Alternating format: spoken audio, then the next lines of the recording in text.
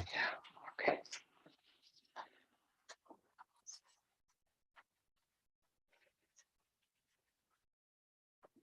So, herzlich willkommen in Graz am Europäischen Zentrum, Entschuldigung, am Europäischen Fremdsprachenzentrum des Europarats. I'm glad some of you at least could make it in time, and we are eagerly awaiting the later arrivals. Chers représentants des pays membres, chers experts du Professional Network Forum, chers représentants de la Commission européenne, chers membres du secrétariat. Comme notre présidente Claire Extramiana ne peut nous joindre que pour la deuxième journée de notre colloque, j'ai l'honneur de vous accueillir à ce colloque fêtant les 10 ans de coopération entre le Centre européen pour les langues vivantes et la Commission européenne. Et là s'arrête la similarité linguistique entre moi et la présidente, et je vais continuer en anglais. Thinking back 10 years, when the cooperation that we are celebrating today started, the ECML was already well established. The ECML had achieved being recognized as the pan-European center promoting quality language education, being a catalyst for reform, and in particular, helping member states to implement these reforms in their country. A wealth of innovative projects had produced excellent outputs ready to be taken up by experts in member states. Yet the resources, human and financial, and remember it was the time of financial turmoil in a lot of member states, and also the Council of Europe was affected. So these resources were not sufficiently available, and the ECML struggled to meet the increasing need to get the results directly into member states and address particular needs and respond to special focus in the member state. Against this background, the idea took shape and was positively concluded that forces should be joined between the two major European institutions, the European Union and the Council of Europe, who were still active in the field of languages. And they both decided to agree on a cooperation to meet the challenges of an increased diverse and interlinked world and prepare Europeans and citizens in Europe for the linguistic and cultural diversity that comes through migration and mobility. The success of this cooperation was immediate. It allowed the ECML to offer an expanded mediation strand to member states, and soon demand began to exceed the offers. Both the European Commission and the ECML have since worked on expanding this successful cooperation to the benefit of both partners, strengthening the mediation activities of the center and starting an exciting exchange of expertise with the European Commission, which feeds into achieving common goals and European documents. The two training and consultancy strands on offer until now allow member states to request fully financed tailor-made workshops, which in some cases had a decisive impact on national developments. As the cooperation agreement stipulated, not only ECML member states can take part, but also EU member states. And the ECML has always thought of this as an opportunity to highlight further benefits to be gained by becoming a proper ECML member. And I think there's one case which exemplifies this very well, and in our minds, that is Belgium. Within the framework of the cooperation, the ECML could react to the COVID crisis and continues with the post-COVID initiative of the Professional Network Forum. It was possible to organize the first summer academy at the ECML for younger teacher trainers, a long-term wish to get in touch with a younger professional audience. A lot has been achieved and made possible, and maybe as it is this festive time, we are allowed a wish list for further development of this cooperation. Perhaps we could look into ways of further expanding the cooperation while respecting the status of the individual institutions. It would be good to extend the length of contracts for this cooperation. And it would be excellent if we could find new areas of joint initiatives to help implement some of the suggestions of the new recommendation on the importance of plurilingual and intercultural education for democratic culture. I would like to thank the Secretariat, and in particular Sarah Breslin and Michael Armstrong, and the European Commission with Anna present, for their continued efforts to always look for new opportunities within this cooperation while strengthening the existing ones. We are all looking forward to these 1.5 days of exchange, stock taking, and looking into the future. Which brings me to the program, and you have all found the program on your chairs, and I would just quickly have a look at the program with you. So we hope that the missing representatives and experts will soon be able to join us. And the next thing on the program is this overview of 10 years of ECML-EC cooperation by the experts who were leading certain areas. So we will hear more about the PNF initiative, about the ECML Summer Academy, and the strands of the training and consultancy, the Relang strand and the supporting multilingual classroom strand. The afternoon will give us a short overview of experiences of member states of these training and consultancy offers. And the ECML and the Secretariat has asked countries to come forward and present their activities. You can see Sweden, Albania, Malta, and Belgium.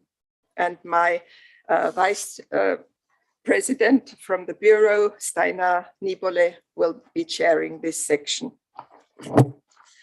On the second, this evening, we have been kindly invited to the town hall by the city of Graz. And I thank my colleague Lisa Schlocker for instigating this invitation. And you all have a map in your folders. If you haven't been to Graz before, the town hall is right in the center, and we will be meeting a little bit before 7 o'clock in front of it. The second day is, apart from the feedback session, offers a number of group works. And the Secretariat has asked me to ask you to really attend these group work sections and not to say, oh, my country hasn't been in this and this is not for me. So it would really give you an overview of the outcomes and also of the possibilities of these workshops if you attended, and we would be grateful if you could do that. And then, of course, we will have to look into the future, and our President Claire Extramiana will chair the panel discussion to conclude the colloquy. And the member of the panel are a mixture of bureau members and experts of the Professional Network Forum. And then the program director of the ECML, Susanna Slivensky, will give us a first outlook to the next program, which will start in 2024. So I hope I have given you a full picture of the coming days or 1.5 days. And I would now like to ask Sarah Breslin and Anna Solemena to come to the floor, and we are very much awaiting their exchange on the cooperation so far. So.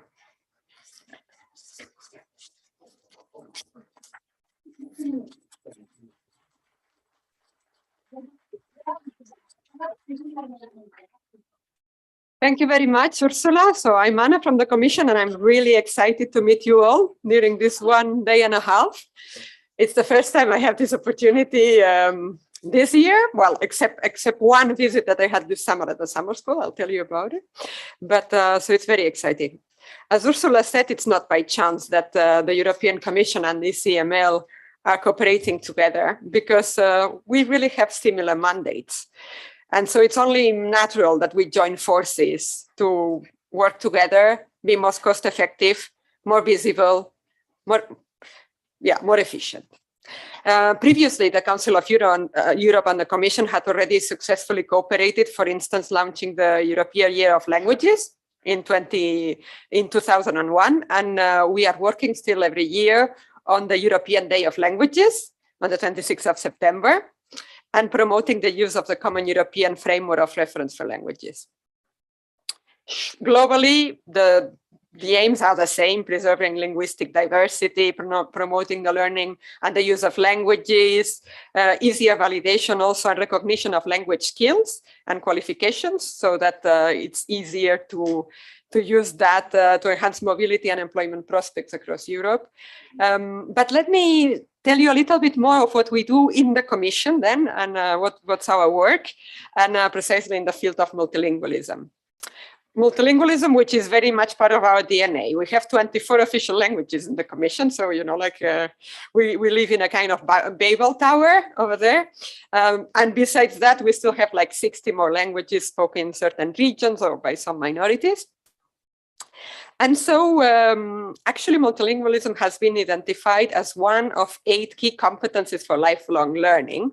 So that means competencies that are deemed essential to fulfill your personal life, your sustainable lifestyle, and key for employability too. And language learning and teaching is one of the building blocks of the European education area. I don't know if you've heard about it, but I hope so. It's a vision of a Europe in which learning, studying, doing research, working should not be hampered by borders. That's the idea. We want to get there by 2025. So that's our aim. And to overcome the remaining barriers to be able to do that, of course, you need to speak languages. Otherwise, how can you work or study somewhere else?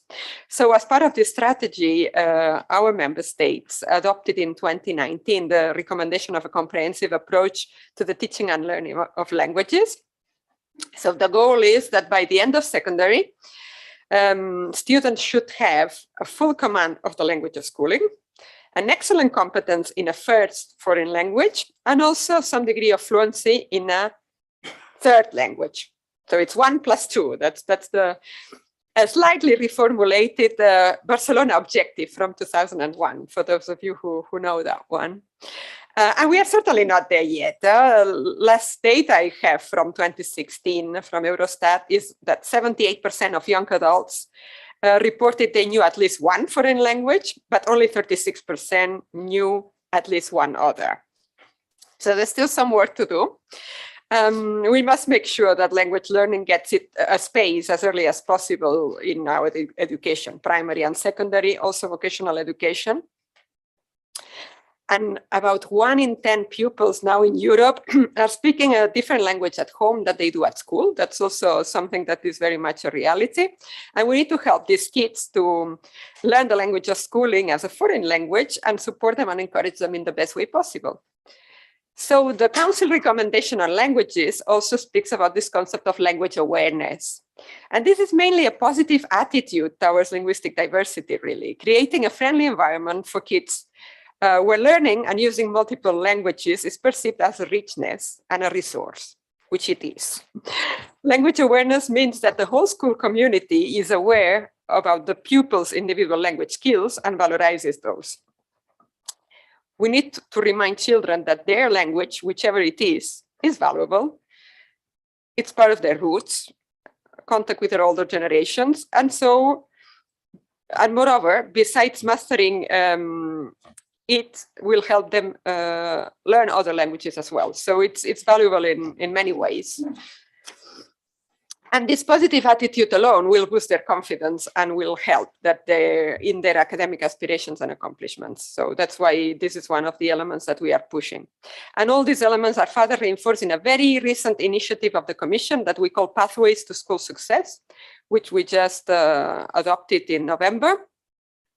And it's really about describing this whole school approach with a set of measures to support the schools to become more language aware and much more. It's really about school achievement, but language is a part of it.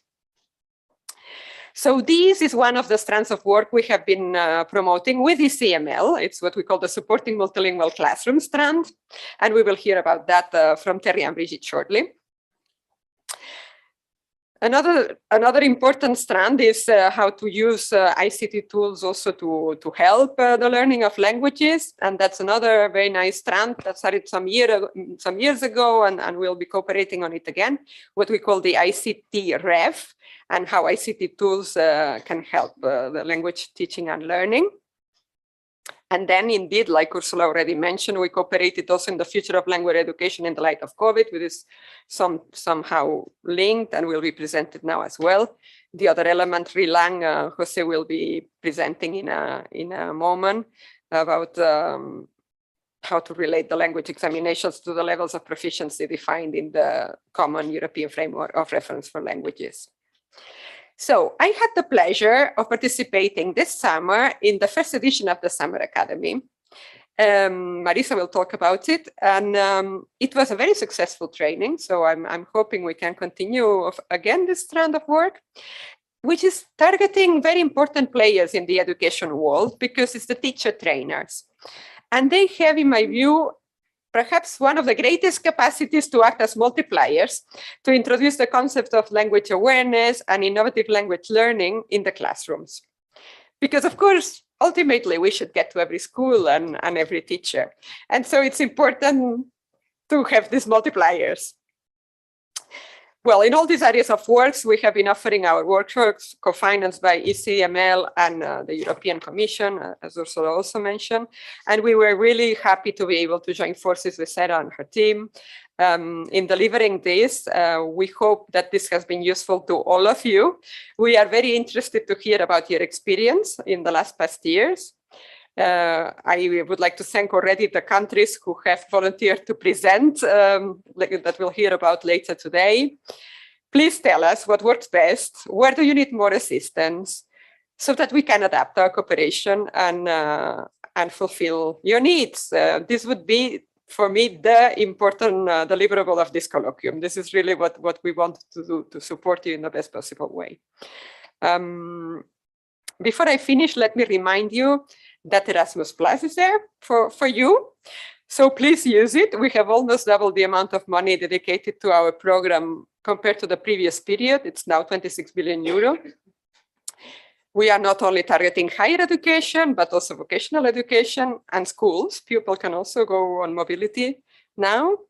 We have also collaborative platforms for teachers that are available for you. You may have heard of the School Education Gateway and eTwinning. We've merged them now into the European School Education Platform, which is offering resources for teachers in 27 languages. and also helping them connect to each other through e-twinning. I'm hoping that this new revamped platform will also be useful to share even more the work that we are doing together with ECML and help us reach this huge teacher community that we want to reach to. So thank you very much.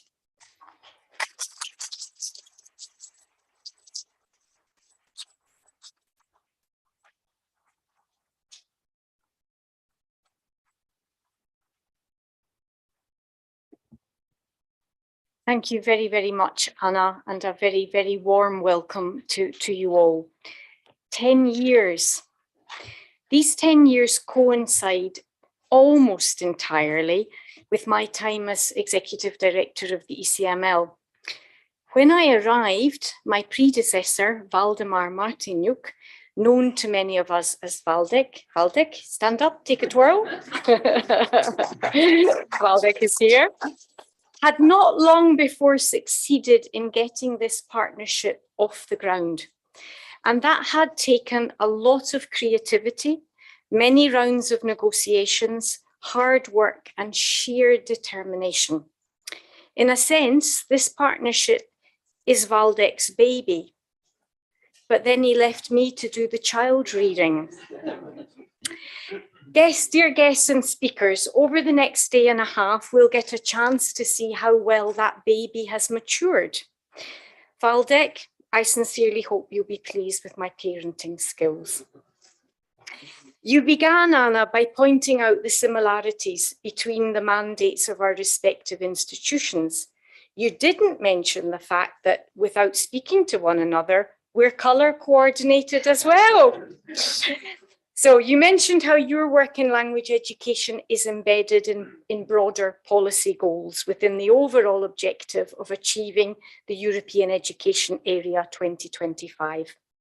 Likewise, our work here at the ECML also sits within broader objectives and strategic goals. First of all, we're part of the Council of Europe's Education Department, and the department is currently developing a long-term education strategy from now until 2030. The strategy is all about preparing learners for the future by supporting actors in the field to ensure that our systems are socially responsible, inclusive, and responsive to changing needs. Within this, there's a specific focus on improving the quality of and access to professional development opportunities. So you're right, Anna, that the broader mandates of the two institutions have very much in common. You also shared with us the EU's objectives for languages. Those of us who are a little longer in the tooth, I'm excluding myself, of course, will know that the Council of Europe and the European Union have had in the past different approaches to language education. For example, the EU has always placed greater emphasis on foreign language learning and on foreign language learning for mobility and for employment, while the Council of Europe for many years now has focused more on languages for social cohesion, which inevitably has meant a greater focus on the languages of schooling and on home languages. And although these differences have never been fundamental, I would say more a question of degree. I would suggest that today we are closer in our goals than ever before. You made specific reference, or did you? Did you mention the European Union, the recommendation on a oh, you did. It's the other one I'm thinking of. Okay, I'll come back to that. You mentioned the recommendation, the 2019 recommendation on a comprehensive approach to the teaching and learning of languages.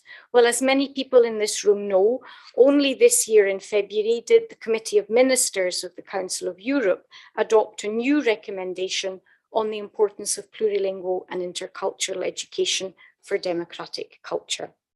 The ECML played a major role in the development of that recommendation, and it did so in constant dialogue with Council of Europe member states to ensure ownership from the very start. So why is the new recommendation so important?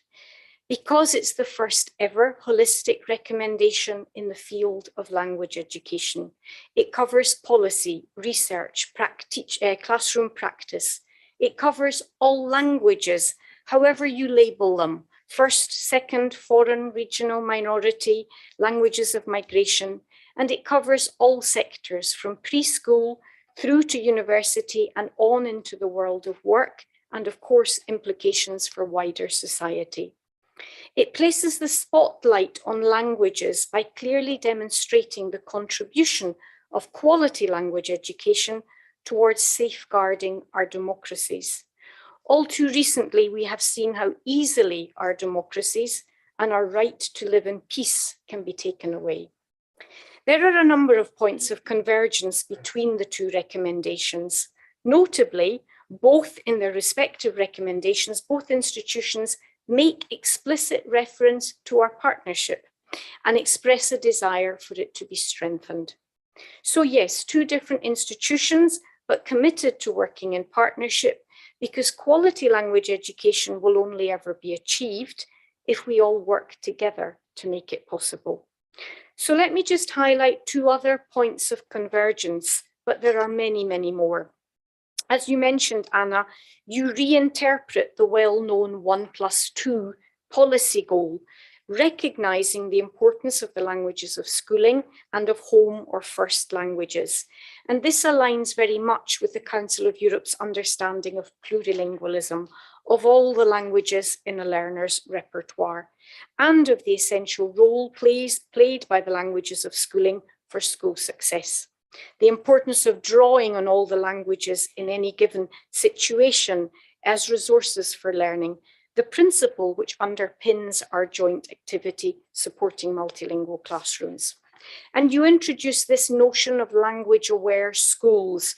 It's a notion which lies at the heart of plurilingual education, both in terms of the respect for cultural and linguistic diversity, as well as the recognition of the important role played by teachers of other subjects, by head teachers, by administrative staff in supporting learners' linguistic development. Et maintenant, parce que nous faisons la promotion du plurilinguisme, je passe au français et je vous donne le temps de mettre vos casques. Si vous permettez, par souci de simplicité, j'ai choisi d'utiliser la seule forme féminine pour l'ensemble des termes qui se déclinent en français.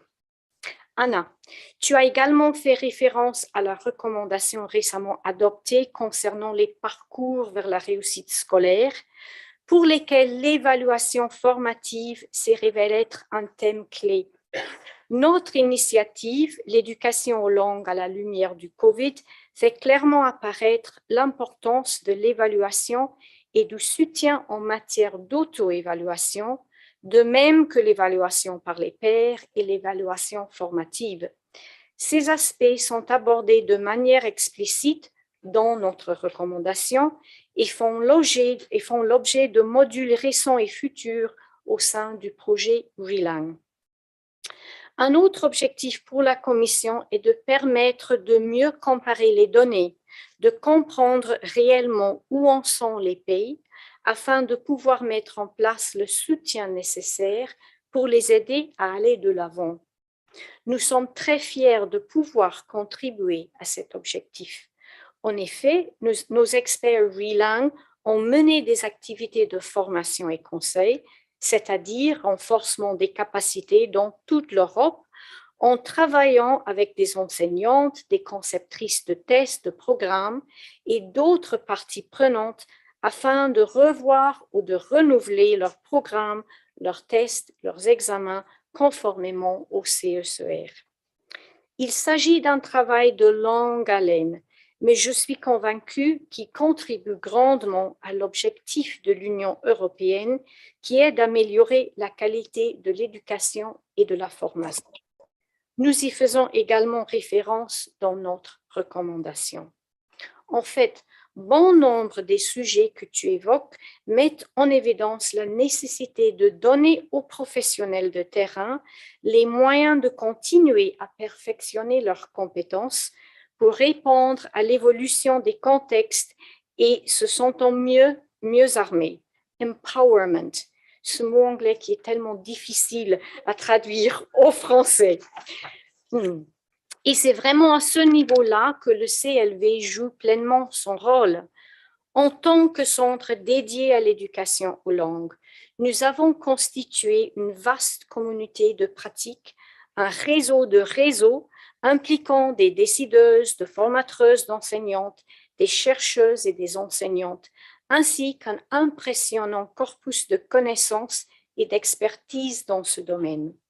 Nous faisons office de médiateur transnational, faisons le lien entre la politique, la recherche, la formation des enseignantes et la pratique de l'enseignement en classe. Nous agissons à de multiples niveaux, local, national, à travers toute l'Europe et même au-delà.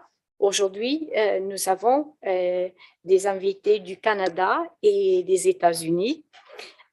Et nous adressons à toute partie prenante de la communauté linguistique, mettons à leur disposition une plateforme pour tirer le meilleur parti de l'expérience et de l'expertise les unes et les autres.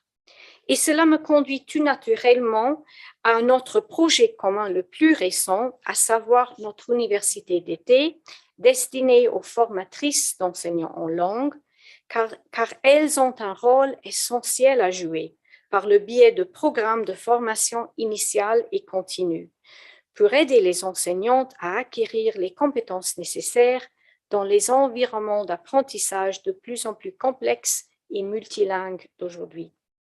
Je suis persuadée, Anna, que ce partenariat spécifique entre la Commission européenne et le CLV est emblématique de tout ce qu'un partenariat réussi se doit d'être, mutuellement bénéfique, fondé sur la confiance, le respect et la reconnaissance de nos domaines d'expertise distincts mais complémentaires, flexibles et réactifs au changement.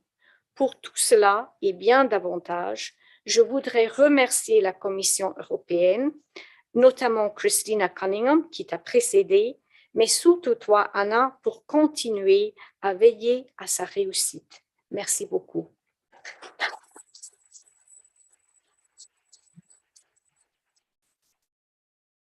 So now to the next part of our program, and as some of our speakers have not yet arrived, I'm hoping they will very, very soon, we may need to move Marisa's presentation to being the last one.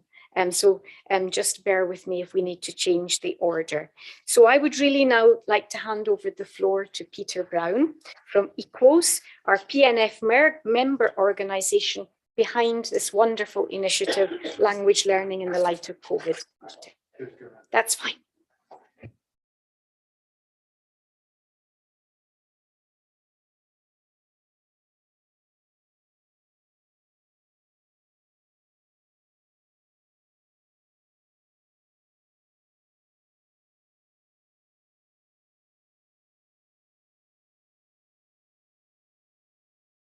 Yeah.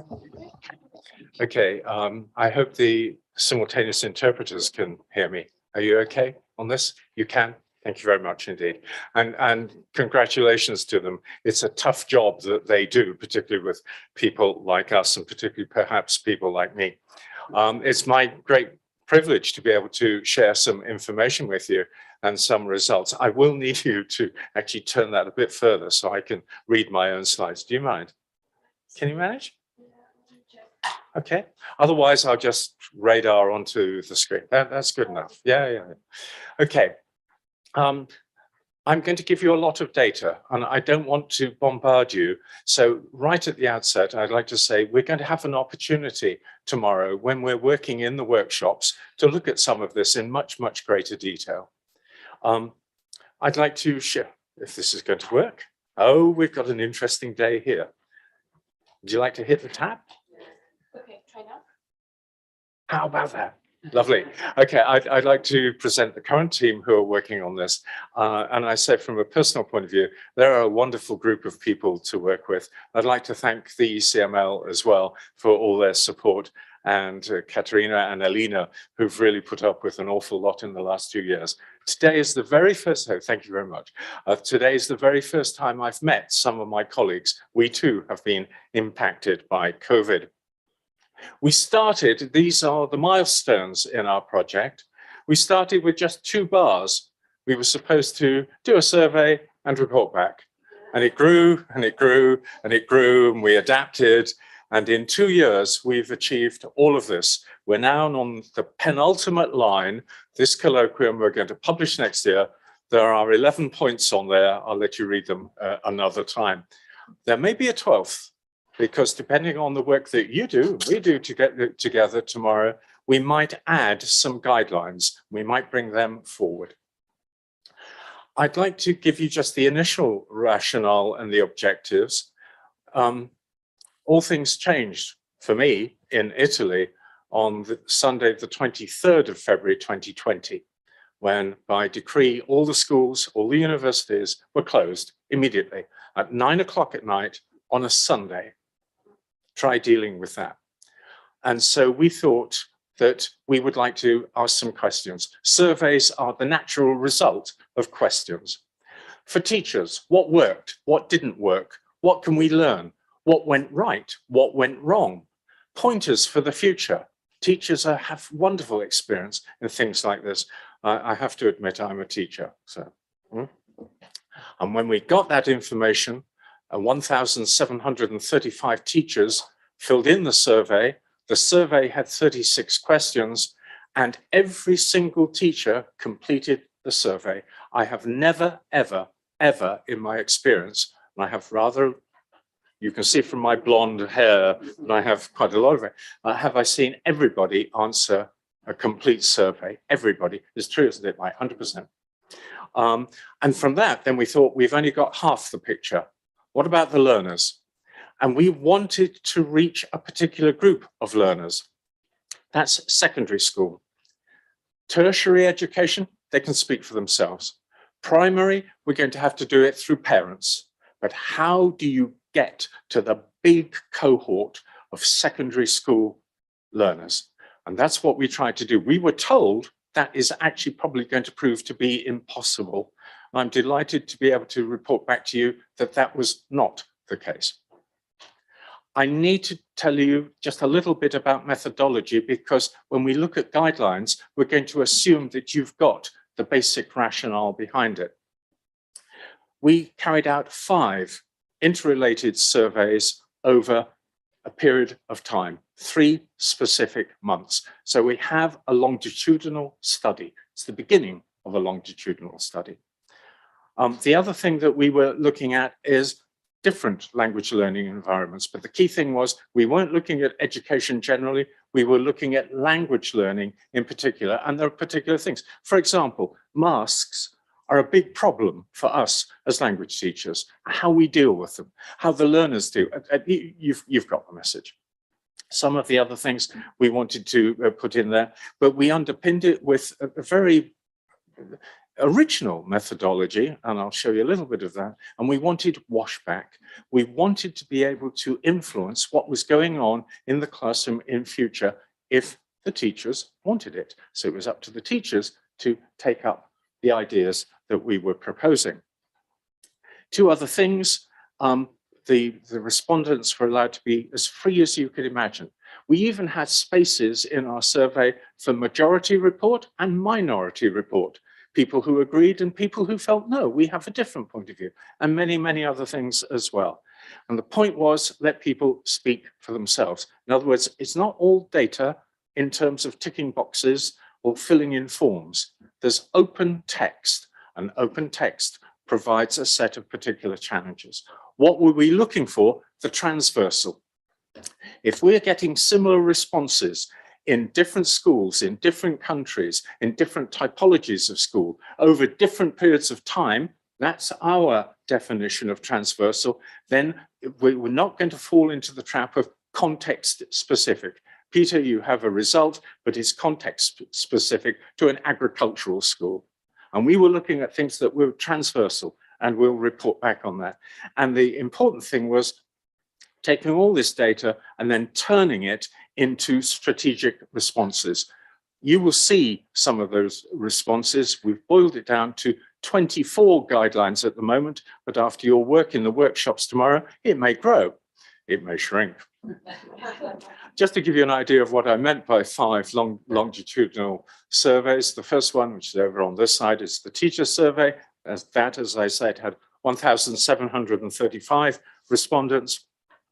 Then we thought, how do we get to the secondary school students? And because we were informed by many, many people, not the ECML, but many, many people, that this would not prove possible, that they would not take it seriously, that there were 101 things that were going to face as challenges, it was quite significant, the amount of skepticism that people had. So we thought we'd better provide a pilot system, carry that out, see if the pilot works. If it doesn't, we stop here. If it does, we take it forward and we adapt as needed. It did work, it worked really well. And then I'll show you some of the results. Scope and size. You can see it on there. There's only one European country missing on there. And I'm sure that if we carried out that survey today, that country would not be missing either. It was just one of those historic. So over 40 countries, not all in Europe. We have colleagues from Canada and they filled in the survey. We have colleagues from America and all over the place. We had 3,200 respondents in all. That makes it, it must make it one of the biggest surveys that ECML has ever carried out. And we had over 6,500 open comments. I'll show you what they are. I'm happy to feel. Around wondering whether Belgium took part. It did. Yeah. Yeah, it did. It did. I tell you, I don't want to go into the country that didn't take part, but Belgium did, absolutely.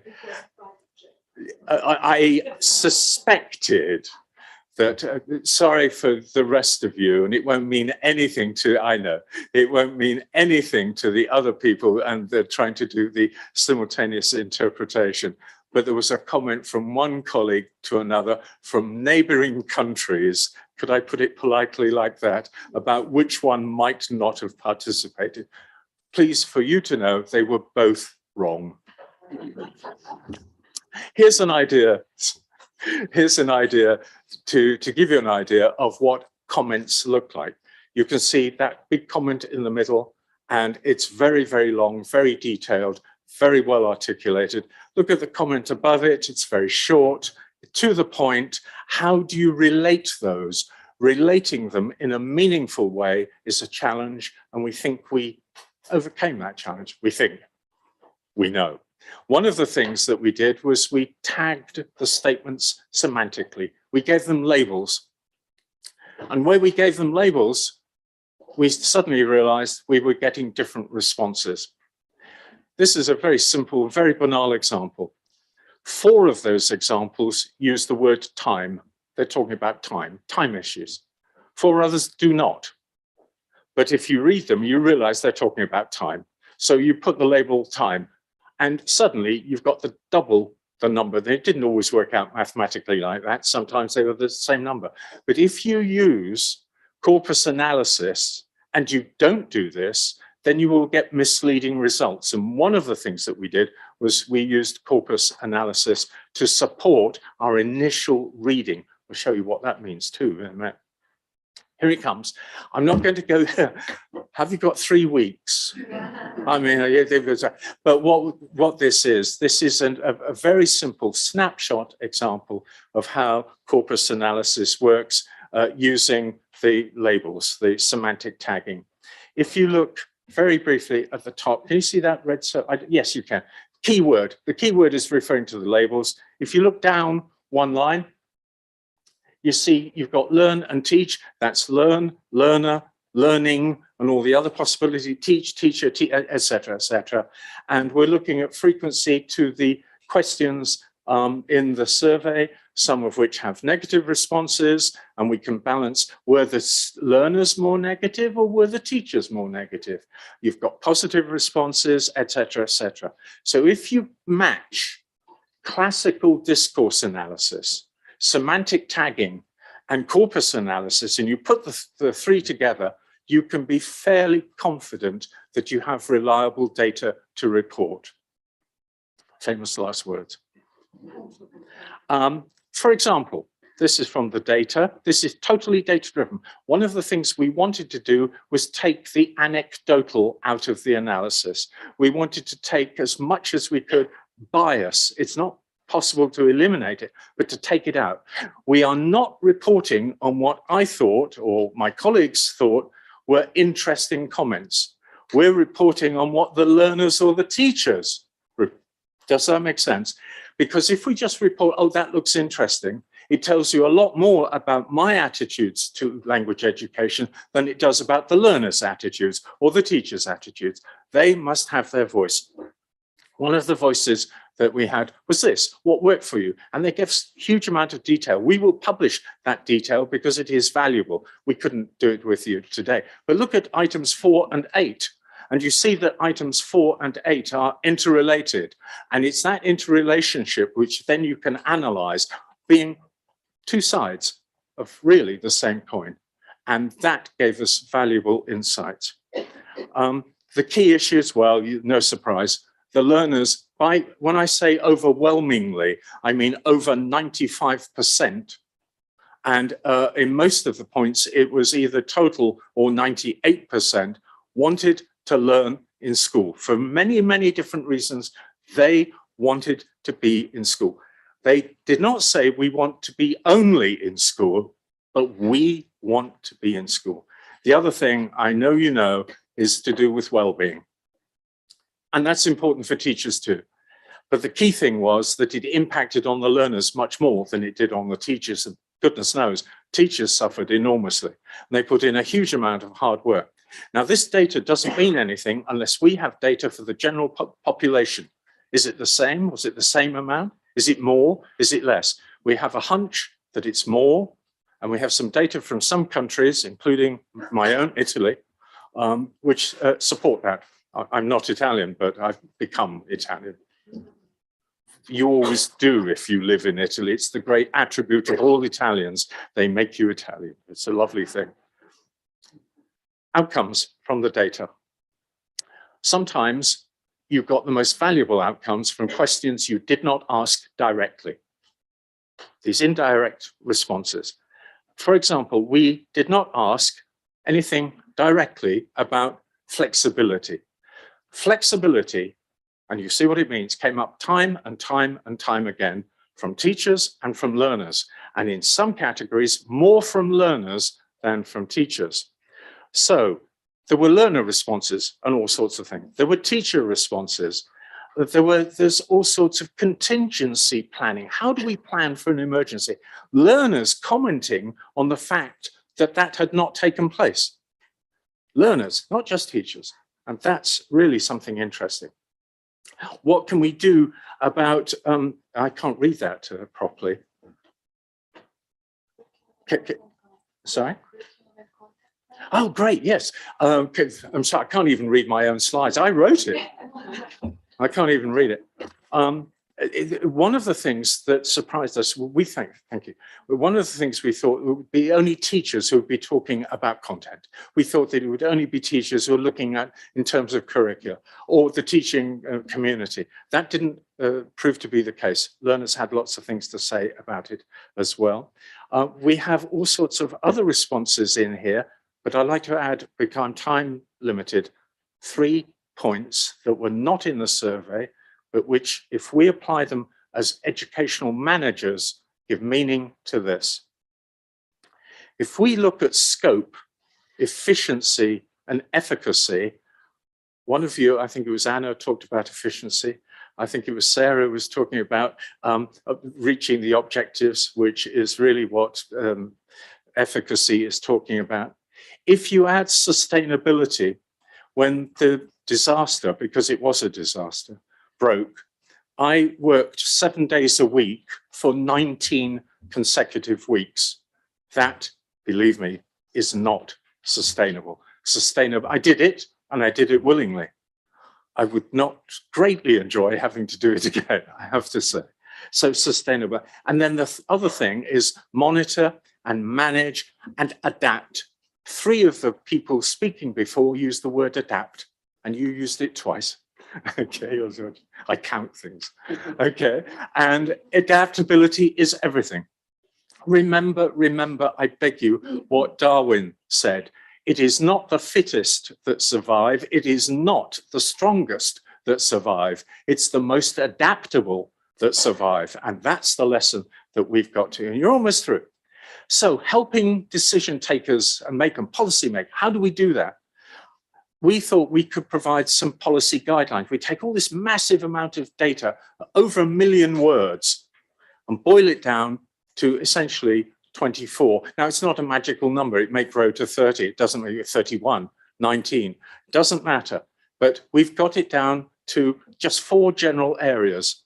And that is the input for our workshops tomorrow. One area that people commented on greatly was language teaching and training. And the word training came up initially from learners more than it did from teachers. That's interesting. And we'll look at that tomorrow together. Supporting language learners, supporting language teachers. But if you look at those 3 together, then you must have a 4th one that is derivative of the others. And that is sustaining future educational literacy. What does it mean? It means training for the future. We're going to have to change some of the things that we train our colleagues for. The strict relevance to the work that 3 people have mentioned from the ECML are for the skeptics amongst you. Sarah and the team did not ask me to introduce this slide. Peter asked them if he could put the slide in.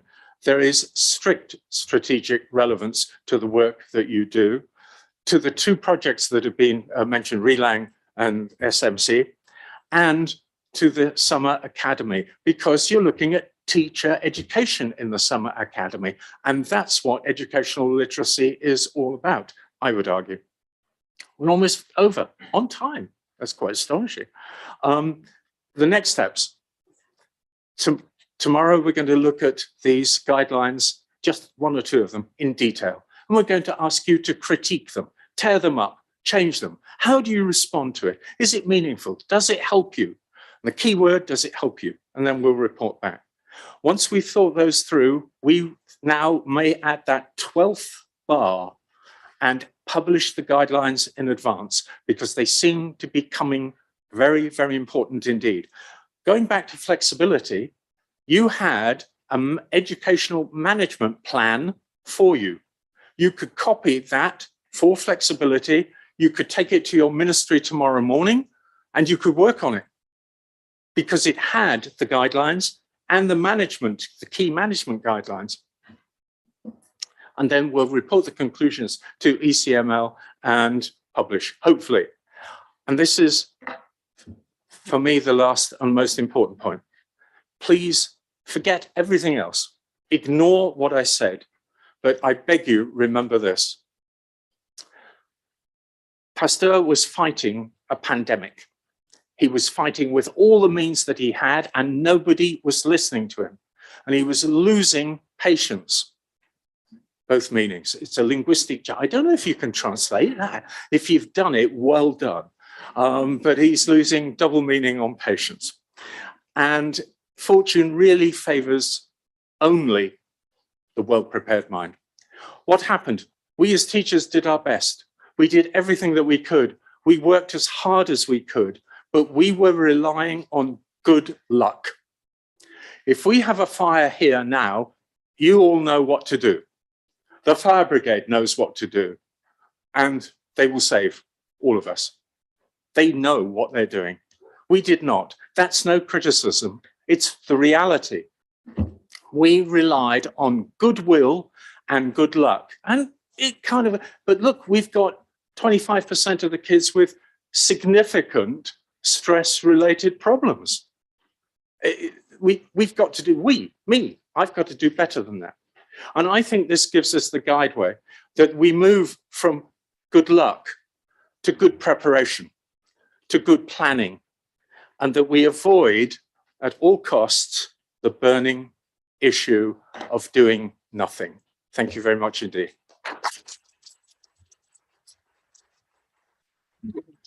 Okay.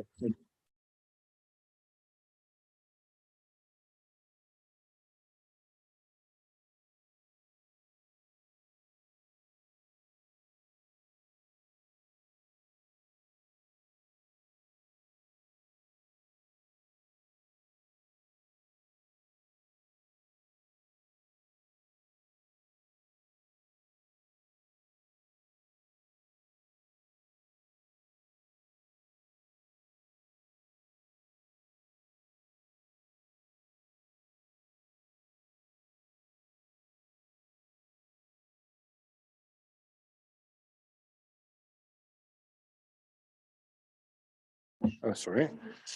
I won't repeat what I said. I'm still very happy.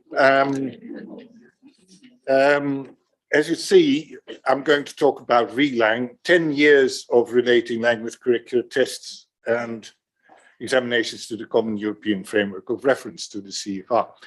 Well, to be honest, it's 12 years because, as Sarah already said, it was 12 years ago that some Waldeck started all of this. Waldeck is our foster parent, and he went up to the Commission, and there was a foster mother, if you like, to sort of continue your metaphor, Sarah.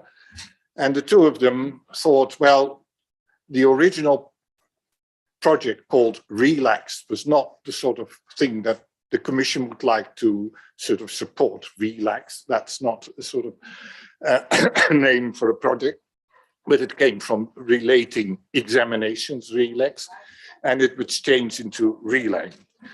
And well, since then, 10 years of Relang, and here listening to Sarah, I now realize that we have two mothers. This is a modern type of marriage with Anna and Sarah sort of looking after us, even traditional in the sense that Anna is looking after the money, if you like, and Sarah is sort of doing it's all, you know, quite normal nowadays. And look at the context in which we live.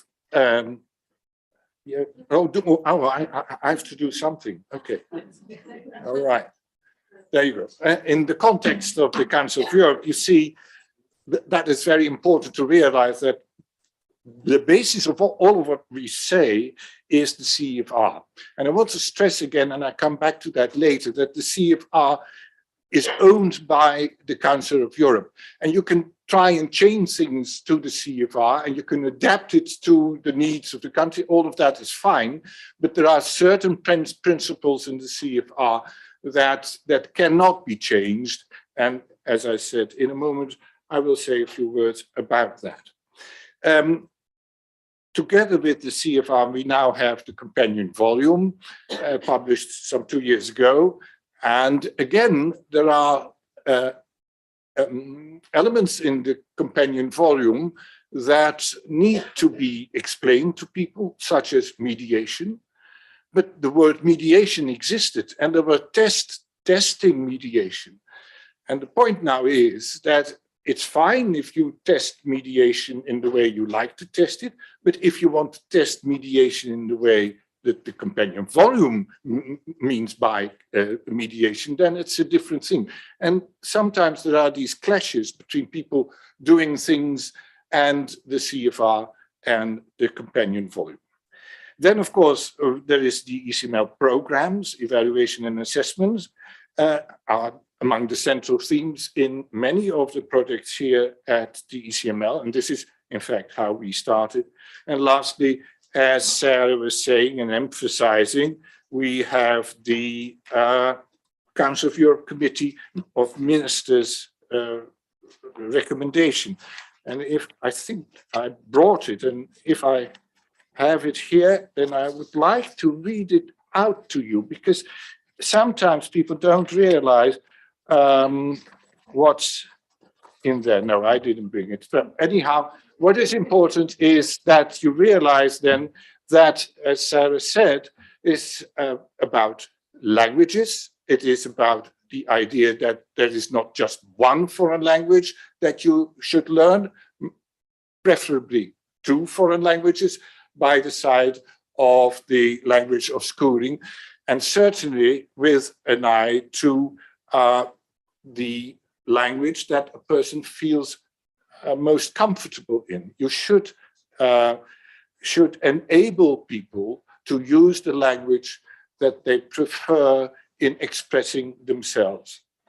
That is different from, if you like, the context of the European Union, which says that in addition to the language of schooling, we need to help all young people to acquire an effective competence level in at least one other European language and to acquire a third language to a level which allows them to interact with a degree of fluency.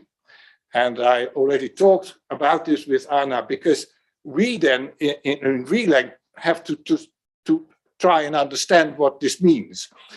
Because what levels are they thinking of? An effective competence level, and another one, interact with a degree of fluency. The draft recommendation was something like the first foreign language should be mastered at proficiency level. In terms of the CFR, this is C1 or C2, and the other one at independent level, B1 or B2. Now, that was quite a challenge. I don't think many countries would be able to reach a C1 level in schools. And clearly, most ministers didn't really want this to appear in the recommendation. So it ended up with saying, acquire an effective competence level. And of course, we then need to discuss this with the countries. And what is interesting, and Sarah mentioned this as well, to strengthen the cooperation with the Council of Europe. And this is what has been happening a lot in these past 10 years. Now let's have a look at the workshops that we have been providing. It all started, as the name suggested, with linking existing examinations to the CFR. And I can assure you that there were only very, very few examinations that could really be linked to the CFR, simply because there was lots of interesting things in these examinations, but there was very little CFR type of thing. Yet many of these countries said, our exam is at B2 or even C1. And we wondered, what do you base this on? So this was really what we discussed. But there was another issue. And this had to do little with the CFR, but very much with reliable and valid testing.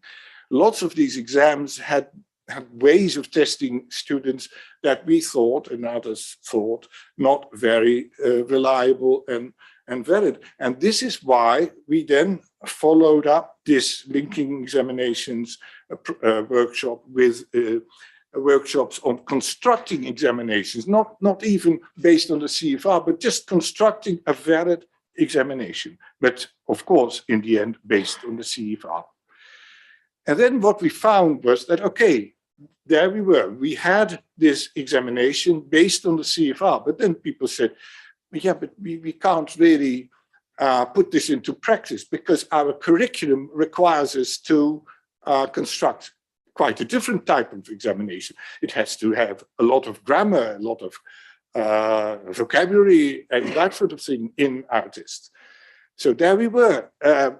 We had to say, okay, if you insist on linking your examinations to the CFR, you may have to change your curriculum. And you will be surprised, there were so many countries that were prepared to do this. They realized, okay, if we want to sort of join Europe, if you like, then we do need to change our curriculum. So that was the next type of workshop that we provided. Then, of course, there was not only the external examinations, you had to try and have your tests in the classroom for formative reasons to be linked to the CFR as well. The workshop for that. Then developing tests for second language.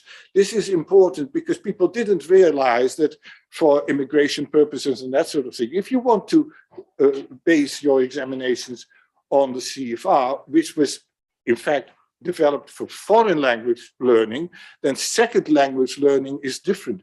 In second language learning, you would have to deal much more with the everyday practice of living in a country.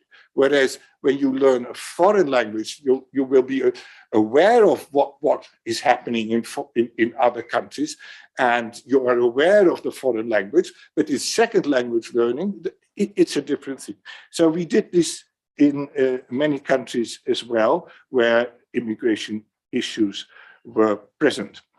Then we, the moment the companion volume appeared, suddenly very many countries insisted that mediation had to be tested in the external examinations. And this is where we had very many problems, as a matter of fact, because the authors of the companion volume insist that mediation is not something you can sort of reduce to a 1 day or 1 hour type of test. This is a process where students in the classroom, or indeed in real life, get together and help each other when they don't understand each other's initially.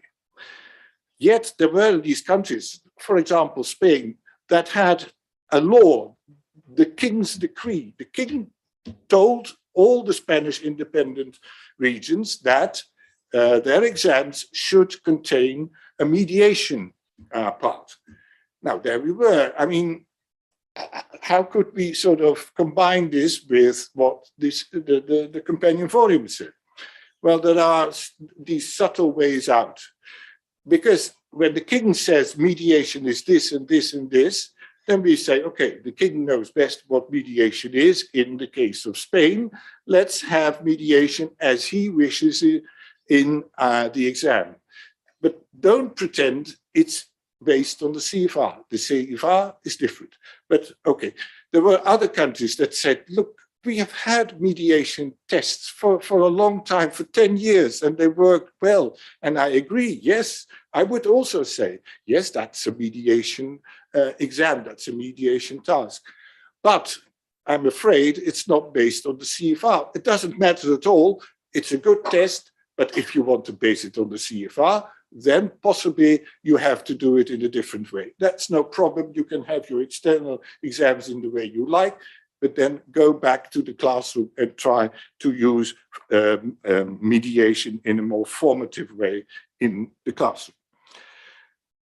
We also had a workshop on the testing of literature. Again, that was a bit of a problem, and some people were shocked, saying, look, the Council of Europe is sort of meddling a little bit with how we teach literature. This is something that we would like to sort of decide on ourselves.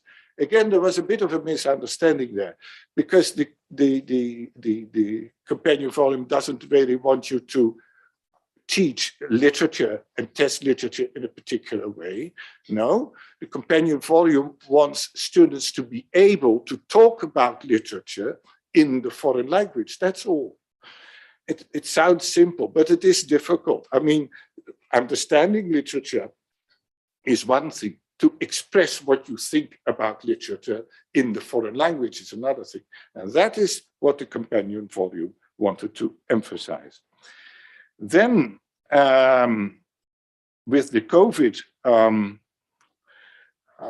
problems, we had another workshop on alternative continuous methods of assessment in line with the CFR and the companion volume. It was clear that the moment external examinations were no longer possible, that the schools and the ministry needed to base whatever decisions on the success of a student's education on the data gathered by the teachers.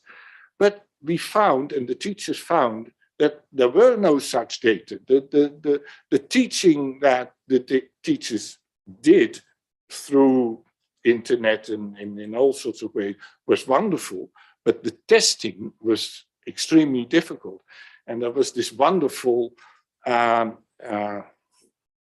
experience with one of the teachers who said, look, with this testing on the internet, we found that this was not a very reliable way of doing testing.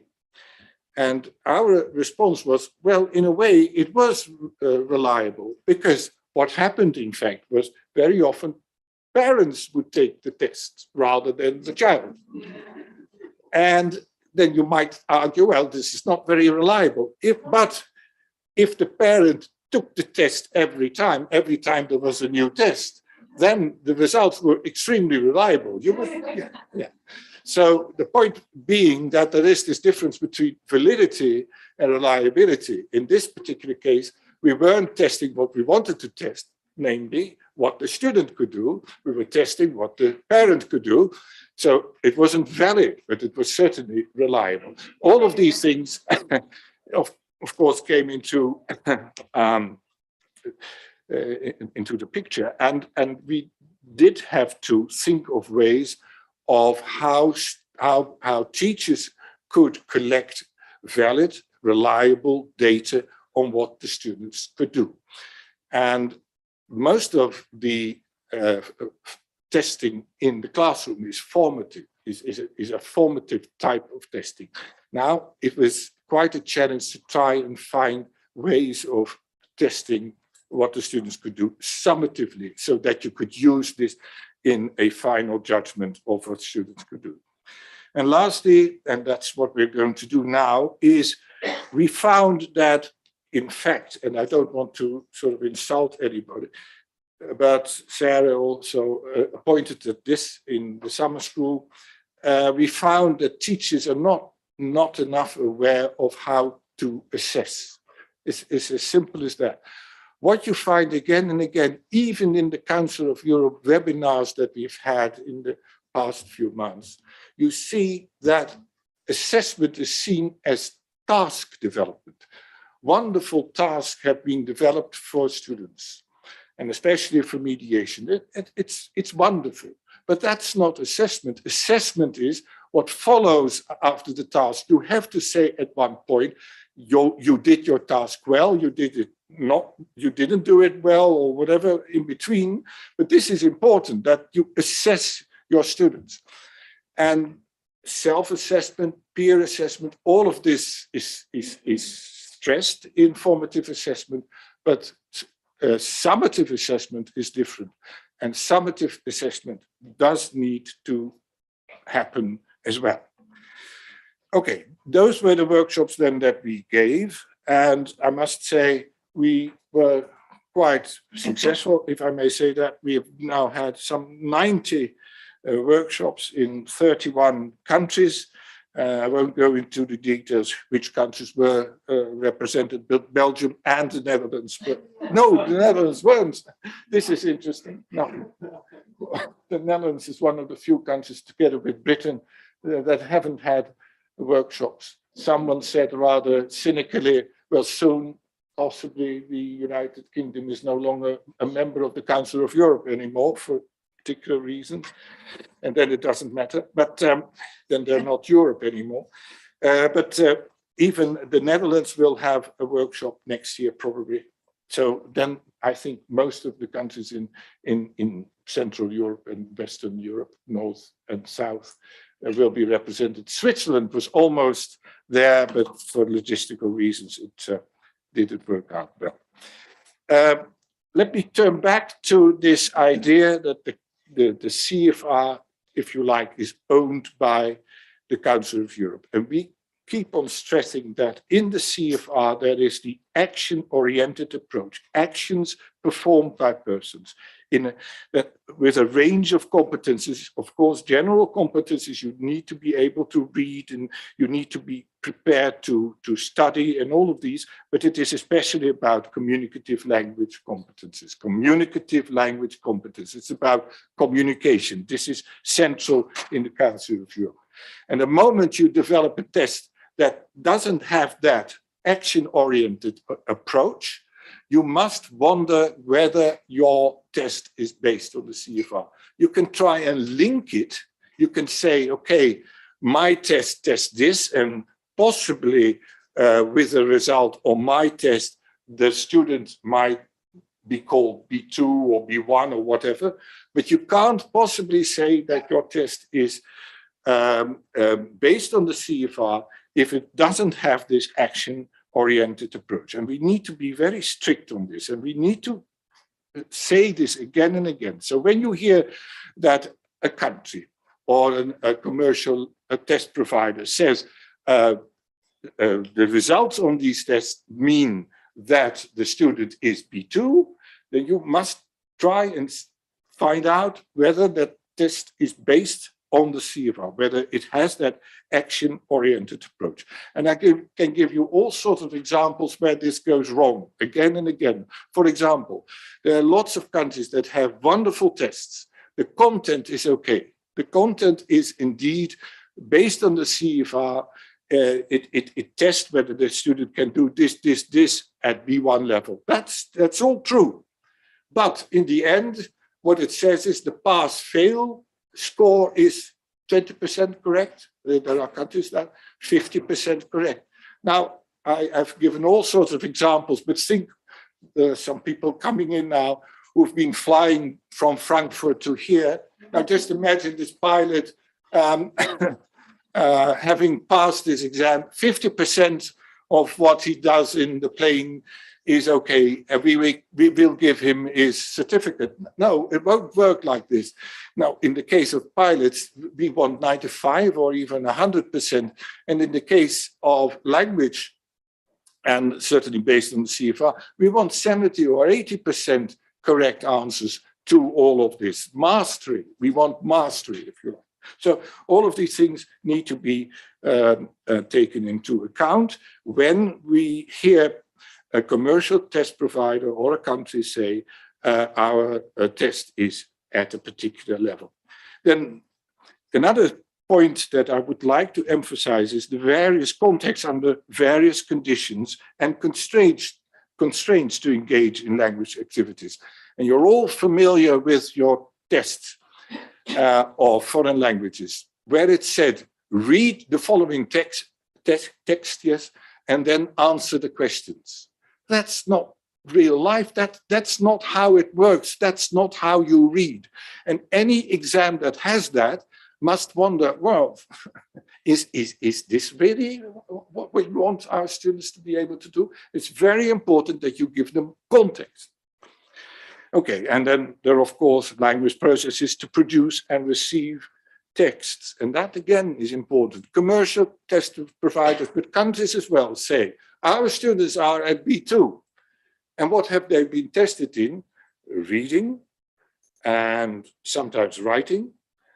And the other two skills? No. Well, we didn't have the money or the facilities for this. Yeah, if that is so, okay, you can't say that your student is at B2. The only thing you might say is that my student can read at B2 level, my student can write at B2 level, that's fine. But don't say that they're B2. And there are these tests that have all the skills together and then say the student is at B2. Well, this is only true if that student is at B2 for each individual skill. If this is not true, if, for example, the student is at C1 in reading and B1 in writing, which often happens, you can't possibly say that the student is at B2 on average. It doesn't work like that. And you must remember that. You must remember that certainly in the case of commercial test providers, it's not true. What they're saying is not true. And that's a role that we have to play, to tell people that that is not true. Then some challenges. Of course, there are challenges, but that is the good thing. This is how we want to survive. In 2 minutes now. Right. Okay. We want to make sure that there is an awareness of the CFR concept of language use. I emphasize that. We try and interpret effective user level and interactive user level. The EU sometimes uses terms for which you need not C2 to understand, but some higher level, D perhaps, because this is diplomatic jargon sometimes, and we try and interpret that. We need to come to an agreement among member states on CFR levels. It's such a pity that there is no institute. There is an international court, the European court in Luxembourg. There's an international court in The Hague. Why not have something of a language court here at the You don't want this, okay, yeah, it's too small, but there will be many cases then. You will be working. We need to better understand the CFR concept of remediation. We need to work more in pre-service and in-service training, and that is very important. We need to strengthen the statistical expertise of countries. There are only very few countries that base their judgments on statistics. In conclusion then, the majority of countries have been working with us, and we believe we have contributed to this in the improvement of language tests and examinations, of linking tests and examinations to the CFR, in disseminating the CFR principles, and modernization of curricula and syllabi. And thanks again to the Council of Europe and to the EU Commission. Within 2 minutes? Okay, thank you.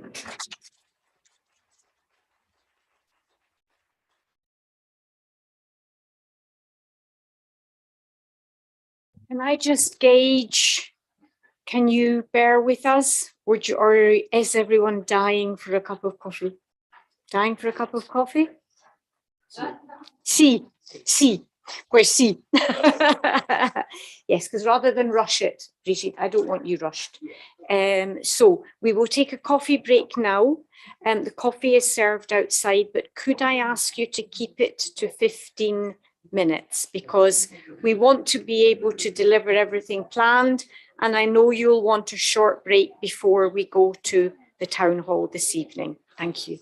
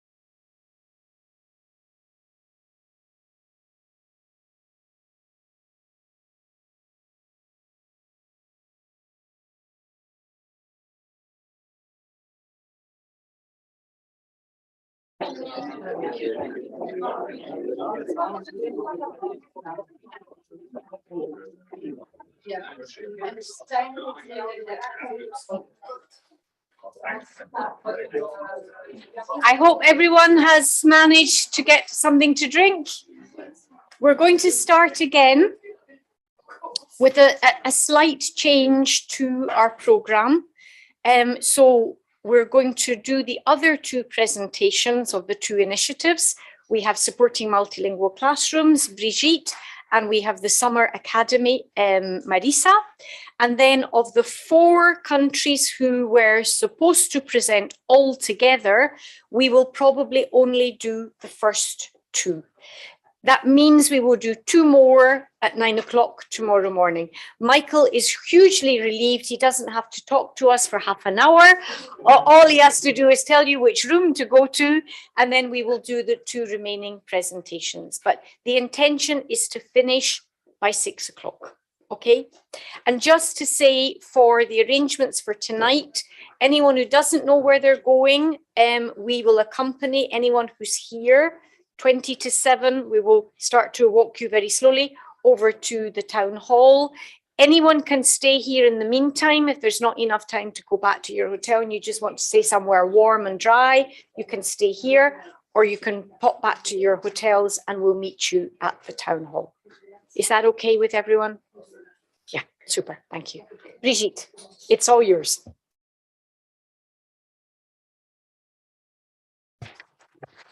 Bonsoir, je vais parler français. Donc, si vous avez besoin d'interprétation, préparez-vous. Oh, presque tout le monde parle le français. Alors, Supporting Multilingual Classrooms, valoriser les classes multilingues. Vous voyez 2 noms ici, mais Terry Lam est malheureusement perdu dans l'espace quelque part. Devrait arriver ce soir, il sera là avec nous demain et il m'a prié de vous transmettre ses excuses. Vraiment, il est absolument désolé, mais je crois que tout le monde comprend que nous sommes dans une situation exceptionnelle. Donc, nous avons préparé cette présentation ensemble, mais je vais la donner toute seule et entièrement en français au lieu de moitié-moitié. Je vais d'abord vous parler rapidement en quoi consiste notre travail et puis ensuite développer plus avant 2 aspects. D'un côté, les principes fondamentaux de notre travail, ce qui est immuable, ce qui ne change pas, et de l'autre côté, comment nous adaptons, on peut compter encore une fois le mot adapter, comment nous nous adaptons aux situations spécifiques, comment nous cherchons à être les plus flexibles et les plus réactifs possibles. J'en perds mes lunettes. Tout d'abord, valoriser les classes multilingues, c'est une équipe fantastique, avec moi-même et Terry Lam qui la coordonnons. 2 membres de l'équipe sont dans la salle ici aujourd'hui. On a Mercé Bernhaus qui est là-bas et nous avons Chantal Muller qui est ici.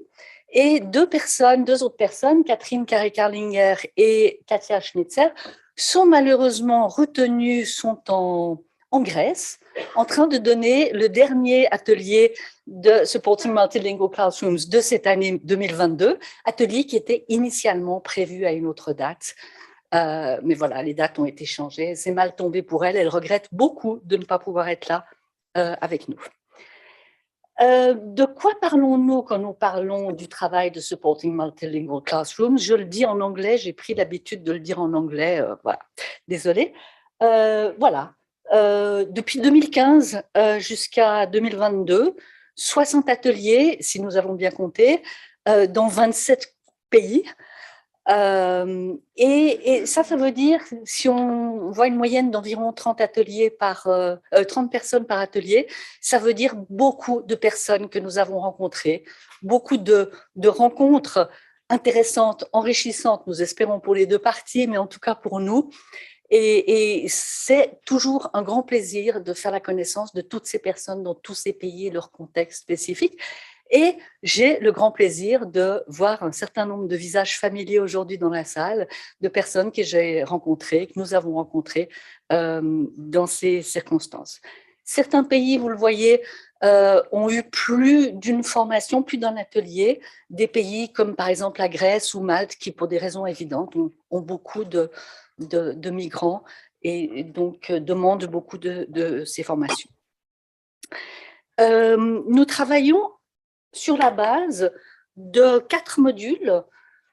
Un qui s'adresse essentiellement aux enseignants de langue, il s'agit des langues étrangères ou de la langue de scolarisation. Un qui travaille plutôt sur l'axe de la dimension linguistique dans toutes les disciplines, donc va s'adresser à des enseignants de disciplines dites non linguistiques comme la géographie, l'histoire, les maths.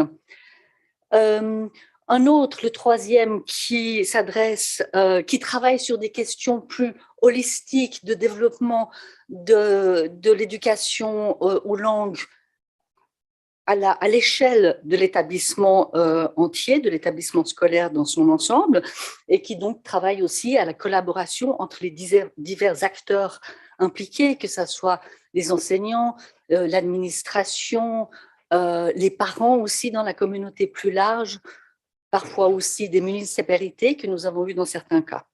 Et puis un atelier qui est plus récent, un atelier de suivi, qui est proposé à des personnes qui ont déjà suivi une formation dans le cadre de Supporting Multilingual Classrooms et qui auraient un projet de poursuivre la réflexion, de renforcer la réflexion, que ce soit à un niveau national ou à un niveau éventuellement plus régional.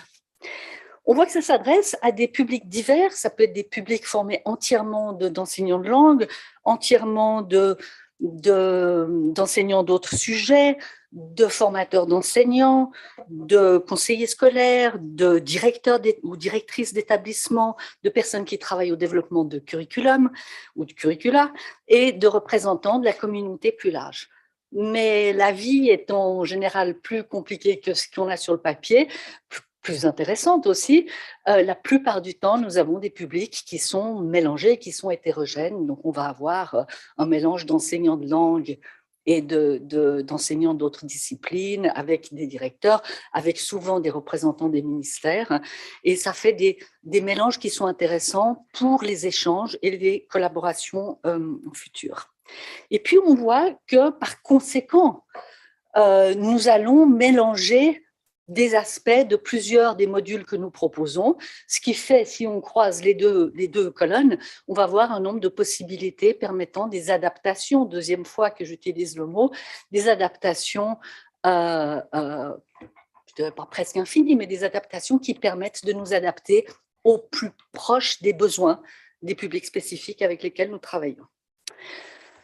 Pour en venir aux principes fondamentaux qui sont donc ceux qui ne changent pas, ceux qui sont toujours là dans toutes nos formations. Si je passe à la diapo suivante, ça sera beaucoup mieux. Nous avons d'abord, bien sûr, nos objectifs, nos buts et objectifs, qui sont ceux qui sont formulés dans nos modules, qui n'ont que peu changé depuis le début, parce que nous travaillons surtout à faire évoluer les choses dans les adaptations, dans les configurations diverses que nous faisons entre les modèles pour adapter au public. Ces objectifs constituent l'ossature de notre travail, c'est la ligne aussi, c'est lié aux valeurs qui sont représentées dans ce travail, et ils sont négociés avec les coordinatrices et les coordinateurs locaux quand nous préparons les formations dans les divers pays. Il y a toujours un moment de discussion, quels sont les objectifs que vous voulez, comment peut-on les articuler pour que ça corresponde le mieux possible aux besoins exprimés dans la demande initiale et aux besoins du public qui sera effectivement là à la fin. Il y a parfois des changements entre la première idée et ce qui est effectivement réalisé. Juste pour donner quelques exemples de ces objectifs, sans les donner tous parce que nous en avons beaucoup. Un exemple très large, c'est de travailler dans le contexte que vous connaissez tous de diversité linguistique et culturelle grandissante, à permettre l'accès à une éducation de qualité pour tous les apprenantes et les apprenants, ce qui, bien sûr, revient à œuvrer pour l'employabilité, pour l'égalité des chances, pour la cohésion sociale et pour la justice sociale. Ça va passer par un travail sur des objectifs plus spécifiques, tels que aider les enseignants à s'appuyer sur cette diversité linguistique et culturelle, les aider à apprendre à leurs élèves, à s'appuyer sur leur capital linguistique et culturel pour apprendre. Ça voudra aussi dire sensibiliser les enseignantes et les enseignants aux valeurs du plurilinguisme ou du multilinguisme. Ça veut dire aussi sensibiliser tous les enseignants à la dimension linguistique dans toutes les disciplines, développer des collaborations entre les enseignants, etc., etc. Donc ça, ce genre d'objectif va être l'ossature de notre travail. Ça implique, j'en passe à la deuxième puce ici, ça implique tout un travail de remise en question des idées préconçues qu'on peut avoir sur l'éducation aux langues, des attitudes qu'on peut avoir face à l'éducation aux langues, aux façons d'appréhender ces questions.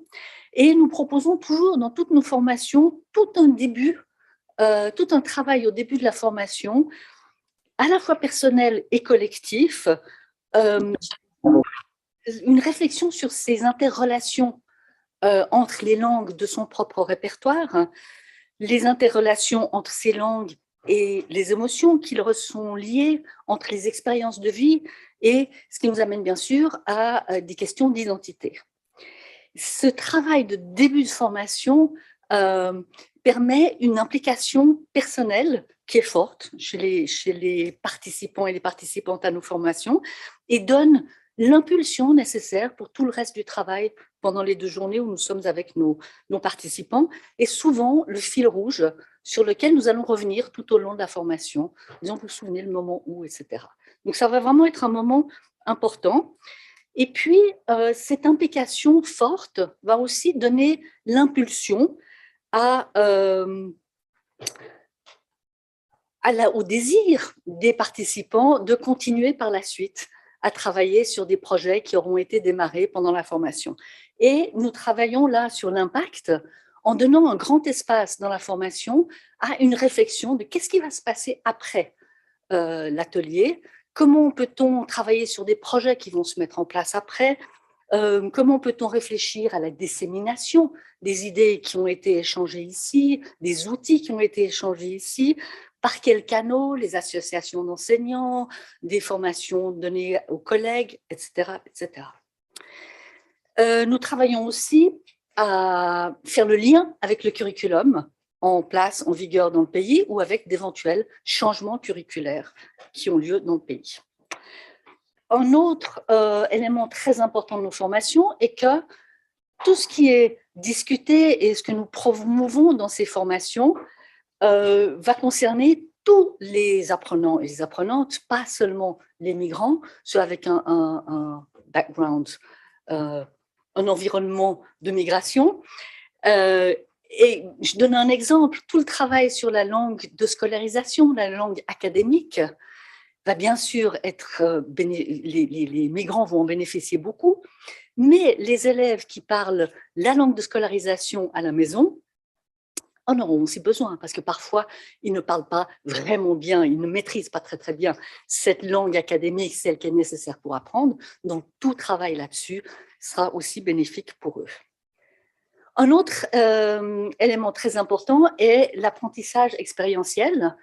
Nous insistons beaucoup pour que les personnes qui participent à nos formations puissent trouver l'espace là pour faire l'expérience d'activités qui vont être proposées aux élèves après, d'autres expériences sur lesquelles ils vont pouvoir réfléchir, s'arrêter et dire, ben voilà, quand je fais ça, qu'est-ce qui se passe pour moi? Ah tiens, c'est intéressant.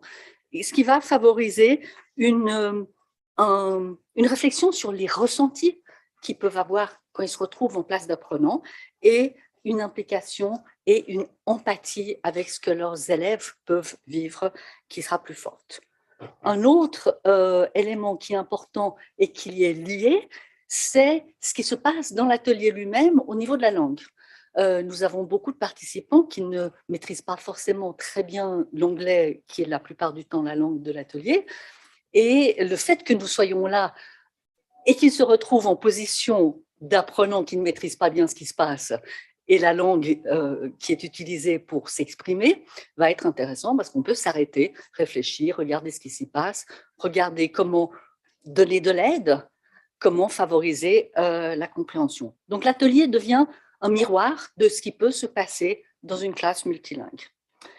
Et bien sûr, un des éléments très importants de nos formations, c'est que nous nous appuyons sur les matériaux produits par tous les projets du CELV. Donc c'est quelque chose de foisonnant, il y a beaucoup, nous trouvons toujours de quoi soutenir notre travail dans ces formations et en même temps, nous guidons les personnes, les futurs utilisateurs dans ce foisonnement, ce qui leur permettra par la suite d'y retourner de façon autonome. Et puis, la chose peut-être la plus importante, de répondre aux besoins, au plus près des besoins des personnes dans nos formations, dans leur contexte spécifique. Ce qui m'amène à la façon dont nous allons travailler sur ces principes fondamentaux pour les affiner et les adapter aux différents contextes. Pourquoi ça avance plus? Ah, je ne sais pas qui a réussi, si c'est toi ou si c'est moi. Du coup, j'en ai perdu mon fil. Donc, tous ces principes vont être affinés, vont être modifiés, vont être adaptés aux besoins qui changent. Et aux besoins qui changent, on va juste prendre 3 points par rapport aux combinaisons de modules, par rapport aux configurations de participants et par rapport à l'accent qui est mis dans la demande de départ, qui est lié soit au contexte spécifique, soit à ce qui se passe au moment où la formation est demandée.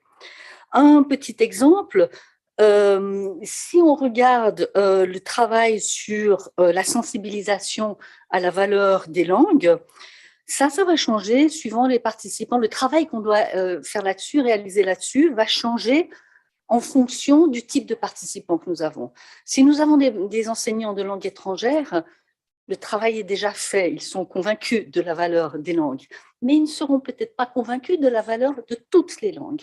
Et peut-être que pour eux, la valeur, on peut donner beaucoup de valeur à des langues comme l'anglais, le français, l'allemand, etc., mais ils prêteront moins d'attention à des langues de la migration, aux langues d'origine des apprenants, à des langues minoritaires. Donc on va travailler là-dessus. Si on travaille avec des enseignants d'autres disciplines, là, on va devoir mener tout un autre travail pour faire une prise de conscience de l'importance du travail sur la langue et de la prise en compte de toutes les langues. Ça, c'est une façon dont nous allons adapter notre travail. Le type de participant va influer, par exemple, sur le travail que nous allons mener au niveau du développement de la collaboration entre enseignants. Nous invitons souvent les pays à inviter 2 personnes de chaque établissement. Par exemple, une personne qui enseigne les langues étrangères et une personne qui enseigne la langue de scolarisation, ou une personne qui travaille avec la langue de scolarisation et une autre d'une autre discipline. Ça peut être aussi, dans certains cas, nous avons eu pour chaque région, chaque établissement, un directeur ou une directrice et un représentant ou une représentante des municipalités de l'endroit. La maîtrise de la langue des participants à une formation va aussi influer sur ce qui va se passer dans la formation et sur la façon d'adapter, en ce sens qu'elle va pousser les modérateurs, les membres de l'équipe, à travailler avec toutes les langues de leur répertoire et à travailler avec les participants, à les encourager à utiliser d'autres langues de leur répertoire s'il y a des difficultés de communication. Et tout ce travail, de nouveau, avec les techniques d'entraide qui peuvent être discutées au sein de l'atelier, va permettre non seulement d'adapter au public en présence, mais aussi de donner un modèle qui peut être ensuite appliqué dans leur propre classe. Et puis, bien sûr, les spécificités des contextes et des moments, je vais presque dire historiques, Nous avons commencé en 2015. 2015, c'était la grande vague des réfugiés qui entraient en Europe. Et nous avons vu qu'au début, il y avait pas mal de demandes de formation sur l'enseignement des langues étrangères. Peut-être c'était même des demandes qui venaient d'avant la vague de réfugiés. Et ça a évolué ensuite vers une demande de plus en plus importante de formation dans le domaine de la dimension linguistique sur toutes les disciplines, probablement dû aux nouveaux besoins d'intégration vécus par les pays avec cette vague de réfugiés. Et puis, et la langue de scolarisation, bien sûr. Hein. Et de plus en plus, nous avons vu apparaître la demande de formation portant sur l'entier de l'établissement dans probablement une conscience grandissante de la nécessité d'une approche holistique de l'éducation aux langues, demande vécue par le terrain, mais aussi reconnue par les diverses recommandations qui apparaissent au fil des années. Sur le dernier point aussi du focus sur certains points particuliers, nous accompagnons les réflexions sur les changements curriculaires. Ça arrive assez fréquemment. Nous avons travaillé dans ce sens en Lettonie. Nous avons travaillé en ce sens aussi dans le cadre de projets plus importants, plus nationaux, comme par exemple la Slovénie, République slovaque. À Malte, il y avait des demandes par rapport à la formation, l'évaluation formative, excusez-moi, qui était importante dans le curriculum.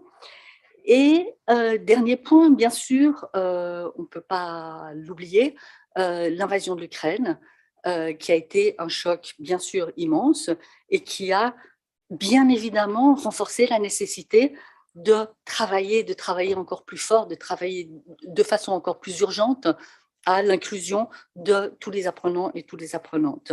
Et l'équipe a contribué à la réponse que le CELV a donnée dans ce cadre. Par exemple, c'est un peu coupé ici en bas, mais ici vous avez la page du CELV qui est dédiée au soutien aux enseignants qui reçoivent les réfugiés ukrainiens dans leur classe.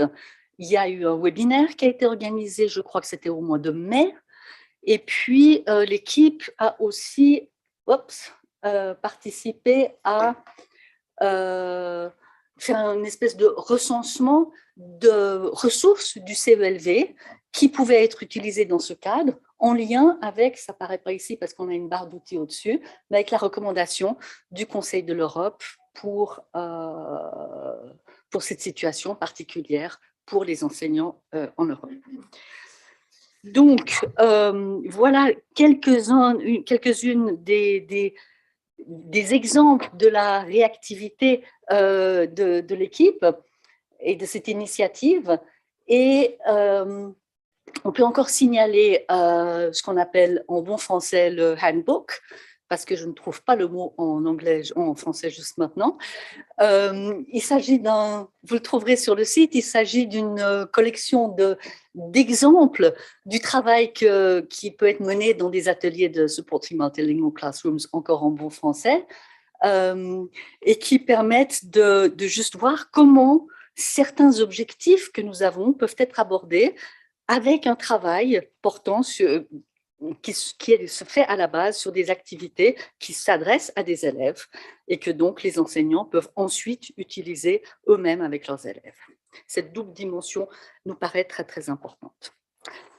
Comme mot de la fin, rapidement donner la parole aux participants. Je ne vais pas lire tout ça, vous pourrez le lire après, je pense que le PowerPoint sera sur le site, mais juste quelques sélections avec ce mot très ennuyeux de « empowering ». Donc, il s'agit ici d'être armé, je reprends la traduction que Sarah a utilisée, d'être armé pour pouvoir modifier sa pratique. Beaucoup de participants nous signalent que c'est ça qu'ils retirent. Tout un travail, change of mindset, sur l'évolution dans les croyances, dans la façon d'appréhender les questions liées à l'éducation aux langues, dans la classe et pour la société. Et un développement de l'empathie qui nous paraît absolument essentiel et sur lequel nous travaillons beaucoup, et sur ces questions d'impact très personnelles qu'on peut avoir dans nos ateliers.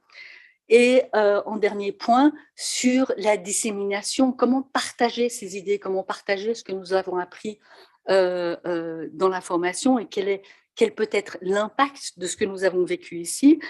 Et nous continuerons cela demain dans les ateliers que nous allons avoir, puisque là, ça va être essentiellement un lieu de parole pour les personnes qui ont eu des formations de Supporting Multilingual Classrooms et qui nous en diront plus sur l'impact que ça a eu pour eux et dans leur pays, et puis aussi de personnes qui n'ont pas l'expérience de ces formations et qui auraient peut-être quelque chose à dire sur l'impact qu'elles aimeraient et avoir s'ils en avaient une, et aussi d'idées pour le futur, de développement potentiel de ces modules et des contenus. Voilà. Donc, nous nous réjouissons beaucoup demain de vous donner la parole, de vous entendre, et en compagnie de nos deux membres d'équipe et de Terry Lam qui sera là, nous pensons. Au revoir.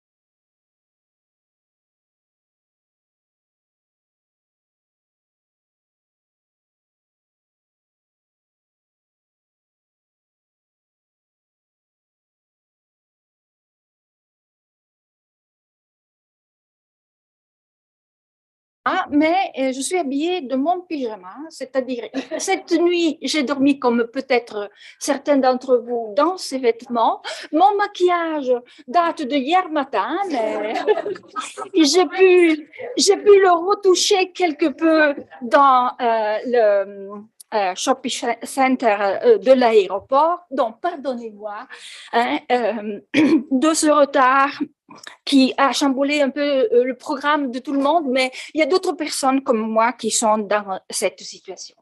Alors, Brigitte a présenté une initiative qui a déjà une certaine histoire. On m'a chargé de présenter une initiative qui est toute neuve, toute jeune, et qui, à mon avis, devrait vraiment nous donner un champ de travail formidable. Pourquoi? Parce qu'il s'agit de vous parler de cette formation, l'Université d'été du CLV, qui a été cofinancée par la Commission européenne. De quoi il s'agit? Voici mon plan. Je clique là. Voilà. Alors, je vais vous parler de cette initiative toute nouvelle, vous expliquer la finalité qu'on a donnée à cette initiative, ses objectifs, comment elle a été organisée, et aussi, je terminerai comme Brigitte, sur la réussite à travers les mots mêmes des participants. Voilà une image des participants, pour la plupart jeunes, voire très jeune, une très bonne ambiance, là, une ambiance de travail quand même. Hein. On a longtemps travaillé hein, et densément. Tu peux tourner parce que je ne sais pas, avec moi ça ne marche jamais. Je ne sais pas pourquoi. Hein. Alors, non, tu reviens en arrière, s'il te plaît. Voilà, en tout, donc 25 participants en provenance des pays membres du CLV et plus largement de l'Union européenne. Donc, une nouvelle initiative. À l'intention de qui? Tu peux tourner.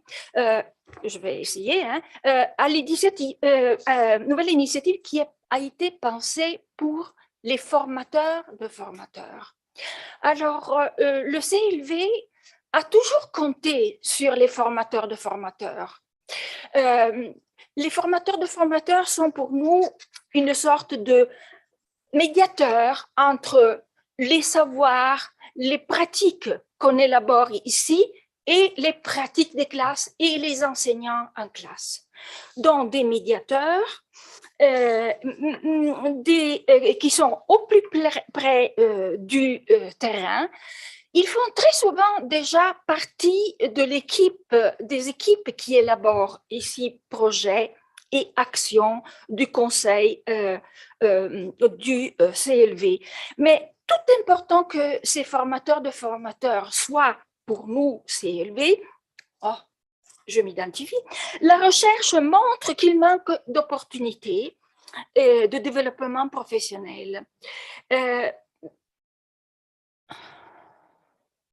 Non, il vaut mieux que tu... Oui, voilà. Alors, je vous conseille la lecture de ce texte de la Commission européenne qui, dont le titre est « Supporting Teacher Educators for Better Learning ».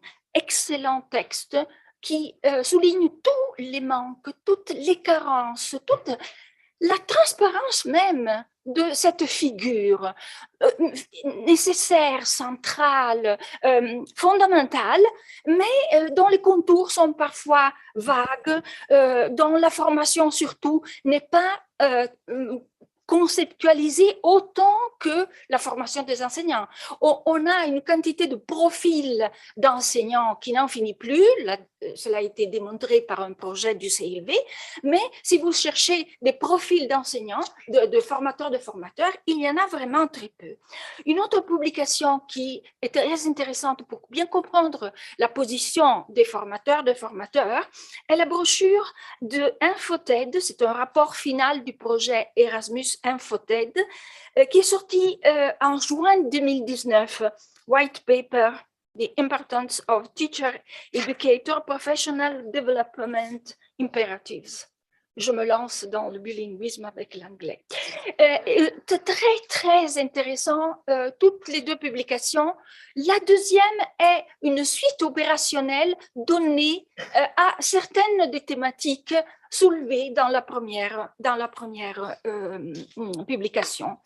Donc, vous voyez ce qu'on dit là. On dit que les formateurs d'enseignants sont des acteurs essentiels, on l'a déjà dit, du maintien et de l'amélioration de la qualité du personnel enseignant.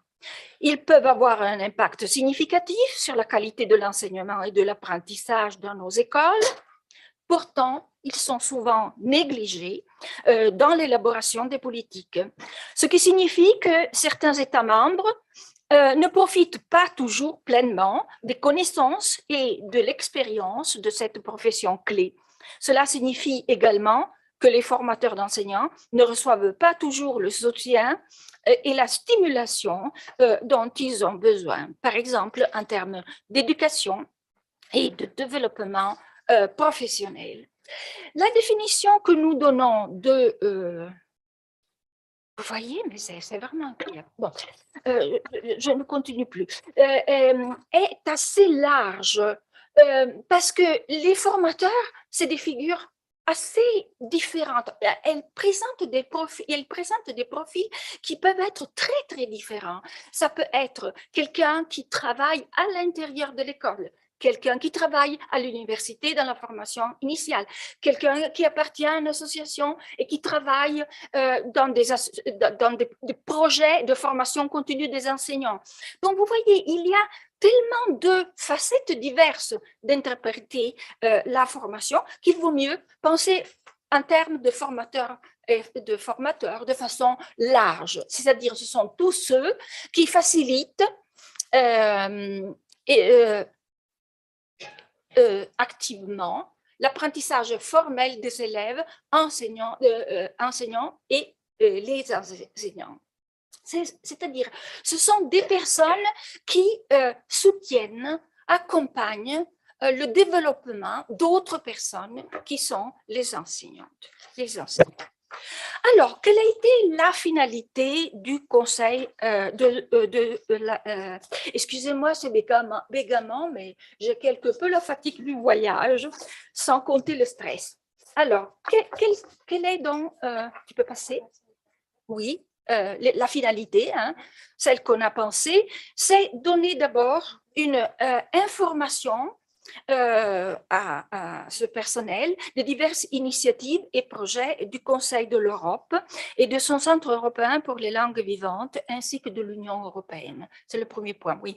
Deuxième point, les informer, mais les former aussi par rapport à l'innovation, essentiellement dans le domaine qui est celui du CELV, c'est-à-dire le domaine de l'enseignement des langues. Valoriser leur rôle, leur donner de l'importance, la première action que l'on doit faire dans une classe avec les élèves et avec toute personne que l'on forme, soit-elle enseignante ou formateur d'enseignants, c'est de valoriser leur rôle. Les amener à réfléchir, là c'est un autre mot-clé, la réflexion, l'autoréflexion sur leurs pratiques et réfléchir à comment les enrichir et les diversifier. Et enfin, les solliciter. Et ça, c'est très important comme finalité pour le CELV.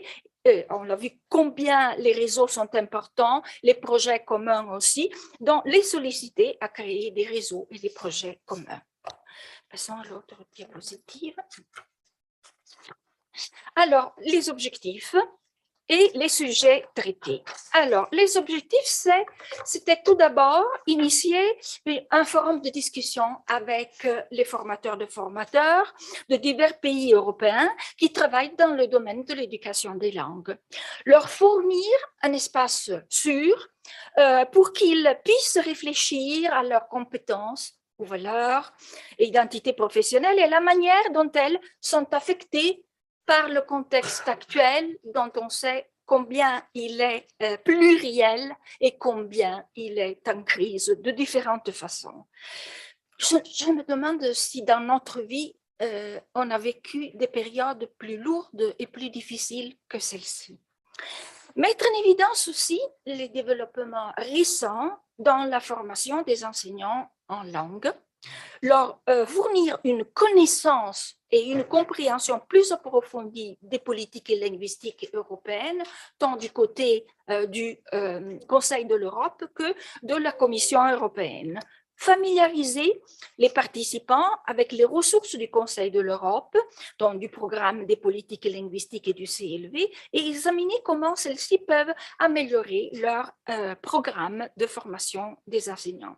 Réfléchir de manière critique aussi aux aspects structurels de la formation des enseignants, formation initiale des enseignants, pratique scolaire, développement personnel. Alors, tu peux continuer, disons, les gros thèmes, c'était d'abord planter le décor pour ces formateurs, c'est-à-dire essayer de leur donner une idée du Conseil de l'Europe et du CELV, et aussi de la Commission européenne dans les politiques linguistiques, les mettre au courant de tout ce qui s'est produit dans le domaine de l'éducation plurilingue et interculturelle et leur montrer une voie possible des politiques à leur mise en œuvre dans les classes. Et enfin, une partie considérable du temps a été consacrée véritablement à une approfondie réflexion sur les formateurs en langue. Qui sont-ils? Qu'est-ce qu'ils font? Comment ils apprennent? Entre les différentes activités, il y a eu une visite à l'université de Graz, lieu de formation de formateurs, où on s'est interrogé, on a discuté de la mission des départements à cela délégués. Des modules spécifiques de contenu ont été présentés aux participants qui ont fait référence à un nombre considérable de projets. Il y avait Terry Lamb dans les classes multilingues, il y avait Christine Lechner avec la recherche-action, il y avait Lukas Bleckenbacher et Anna Schröder-Schur pour justement les compétences, les référentiels des compétences des enseignants. Il y avait les deux représentantes du CLV, Sarah Breisling et Anna Solemena de l'Union européenne, pour ce qui est des instruments de politique linguistique européenne. Il y avait encore, bon, j'y étais, il paraît, et avec moi en ligne, il y avait aussi Jonas Hérin, coordinateur du projet EOL.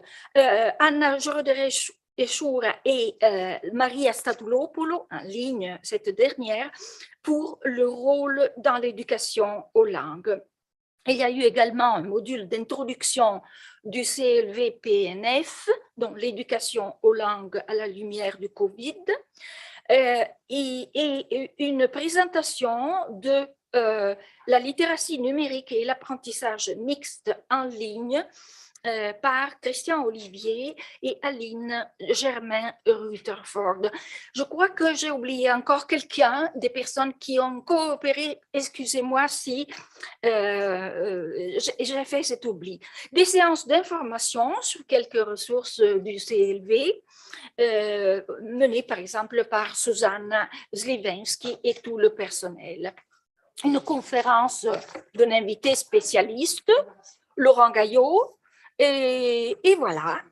Donc, vous voyez que les projets jusqu'ici réalisés par le CLV ont permis de nourrir la formation, l'espace de formation de cette université d'été. Alors, voyons voilà comment cela a été organisé. Donc, oui, il y a eu cet approfondissement à travers des modules thématiques, 7 modules thématiques et une conférence, et puis la visite à l'université.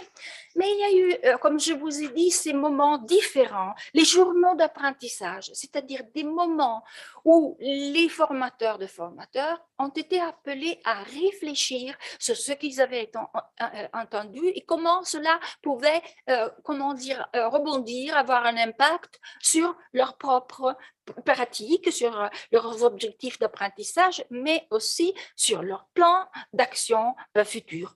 Des temps de réflexion aussi, c'est-à-dire pas uniquement discuter, mais aussi s'arrêter, réfléchir, soit ensemble, soit en duo, soit en groupe.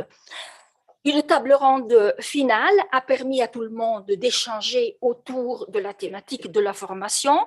Les participants ont été invités à essayer d'établir un plan d'action commun. Naturellement, ils ont également évalué cette activité. Tu peux avancer, j'étais plus rapide que toi. Bon, voilà. Alors, encore un moment. Voilà. Cela s'est accompagné aussi d'un certain nombre de moments festifs. Tu peux avancer. Et quelques moments aussi culturels. Hein. La visite guidée de Graz et un dîner commun au début de la formation, la visite de la route des vins, la visite d'une Büchenschank. J'étais malade de Covid à l'époque, on ne le savait pas. J'étais une petite bombe cachée dans le groupe. Je n'ai pas pu faire ces visites. Il faudra bien m'expliquer cela. Mais à part cela, il faut souligner l'importance quand même de tous les moments que cette équipe enthousiaste, jeune, comment dire, vraiment très solidaire les uns avec les autres. Un groupe qui a fait groupe tout de suite à la toute première activité. L'ambiance était vraiment très gaie, très unie, très cordiale. Alors, tous les moments informels ont servi, et vous le verrez ici aussi dans les évaluations, et les cafés, et les moments où on prend un verre ensemble au bar, et les moments de discussion, etc. Bon, alors, passons à l'évaluation. Ont-ils été contents? Il me semble que là, sur 3 thématiques, l'évaluation quantitative est intéressante. Tout le monde a été content, a donné une appréciation globale positive, a donné une bonne évaluation pour le programme, et il a dit qu'il est important pour leur travail, et que les outils de réflexion et les sessions de réflexion avaient aussi leur grande importance. Mais l'évaluation qualitative est toujours celle qui nous donne avec fraîcheur, tu y vas, le vécu de ces personnes. Je pense qu'on peut en prendre une ou deux. Je vais être très rapide. Je prends la deuxième là. C'est du développement professionnel en un mot. Une semaine concise précise et intense d'écoute et d'interaction, de parole et d'interaction, de réflexion collaborative et d'écriture. Cela faisait longtemps que je n'avais autant participé à l'apprentissage professionnel tout en riant autant et en passant de si bons moments avec des collègues inconnus mais soudainement proches. J'ai trouvé que la combinaison de différents modes améliorait notre apprentissage et nos discussions. Donc, vous voyez, il y a vraiment un seul, mais ça donne vraiment le type d'ambiance et surtout, je crois, combien cette initiative a répondu à des besoins qui jamais ne reçoivent d'écoute effective. Je vous laisse lire les autres, vous les trouverez. Je pense que c'est terminé, non? Voilà, voilà. Alors, écoute.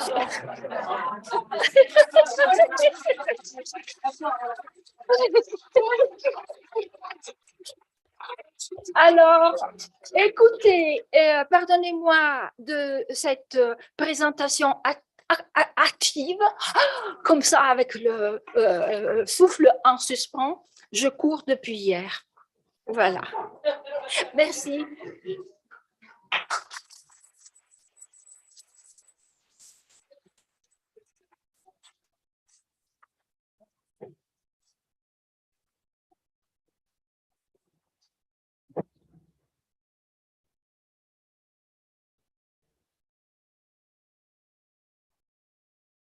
Thank you very much. My name is Steinar Nyvølle, and I will try to lead you through this last part of the session today before we then start with a little different kind of activity in the town hall. As you know, we have changed the schedule a little bit, so we will have two representatives presenting their task today, and then we will do the two next one tomorrow morning. I think that's a benefit for us after such a long day. Some of you may have traveled since yesterday, I understand, so I think it's good to have a pause. I will ask Lisa to join me here in front from Sweden. Trevlig Lucia. Glad Lucia, yeah. As you may know, it's a great day today in Sweden because of the celebration of Santa Lucia. Yes. I should have worn the crown with it. Yes, you should.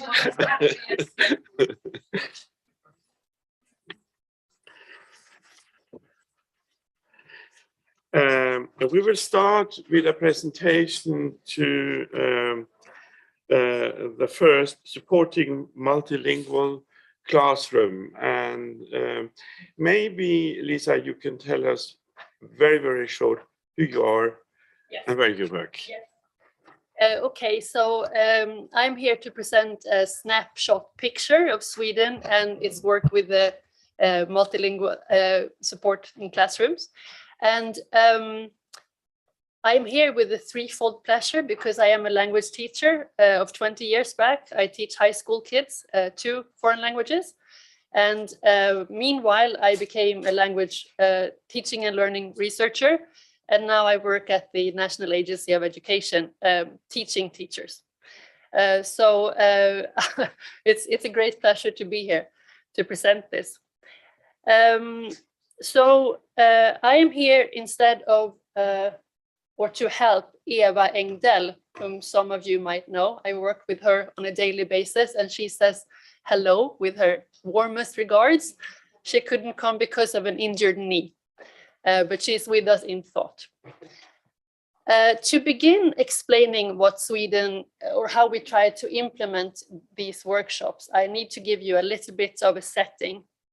I guess Sweden has worked with a multilingual perspective in its steering documents for languages for a long time. In the 60s, mid-60s, immigrant students were entitled to learn their mother tongues in school. Then it was a little bit flimsy. It was up to the schools and communities to decide whether the kids talked it enough at home. If they used it on a regular basis, the languages, then they were entitled. And if the schools could find teachers. Then it mostly concerned immigrants that spoke Finnish and Turkish. In the 70s, the students or the pupils' rights became a little bit stronger. Then they only needed to have one parent at home speaking the home language in order to be entitled to learn their language at school. It shifted a little bit more to Spanish speakers coming from Chile, a lot of them. And in the 80s, 90s, predominantly, and the 2000s, we had Arabic growing a lot. And then in 1999, I think it was, the students were not only entitled to learn their mother tongue in any community, all the communities have to serve classes in their mother tongues if they have 5 students or more. Becoming more Somali teachers also grew a lot lately. And the students also have a legal right to have a mother tongue study counselor with them. In other words, they can have, if the teachers see that a student that speaks Somali at home isn't about to or doesn't manage their studies well, that student can have someone speaking Somali with them when they go to classes of biology or math or something else. They're entitled to do that. As we all know, setting goals is one thing, and solving it in practice is quite different, which leads us into why we applied for these workshops.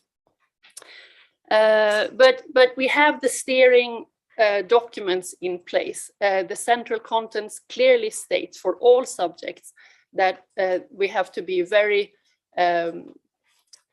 plurilingually aware as teachers, whatever subject we teach, to take the students' languages, all languages, into account. Okay, let's see if we can switch the picture. So the first workshop, the first trip, Eva organized it with Terry Lamb and Catherine Terry and you. Okay, I'm sorry about that. Sorry about that. But what Eva wanted to do and how she organized it was to, she, through different networks and social media, she focused on 15 different schools that applied, and they needed to apply with 2 teachers from each school. In the application, in order to implement the work, she also needed a letter recommendation or comment from the principal, the teacher's principal, saying that these are adequate teachers, and there is an arena for them to spread the word and implement it after the workshops. There's a plan, in other words. They also certified that there was enough time for the teachers to really do the work, so to speak. So there were teachers of Swedish as a second language and teachers of different vocational studies, being, teaching hairdressing or carpentry or, different vocational programs. The aim was for the teachers to teach classes and plan classes together and to learn together. And there were 2-day workshops. This was during Corona also, so they were digital. And that was in the evaluations told both by teachers and principals to be a very good plan because it was easy. It's hard to find substitutes. So it was an easy way to get people from all over the country to join. So the focus was a lot on facts and language support and development teaching. What is plurilingualism? What are the perspectives? What are the values? What practical methods can you use? What activities can you organize?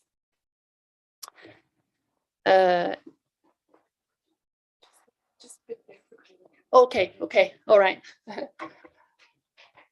So the second workshop had a little bit of a different target group, targeting teachers of year 1 and 6 through 6, so kids basically, which means that you don't really have subject teachers in the same way as the first workshop, but class teachers. They teach all languages or all subjects.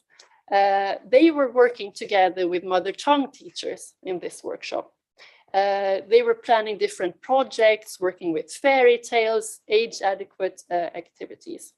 One part of it was also to afterwards and during the workshops talk about and organize classroom visits where they could actually sit together in the classroom and teach the kids together.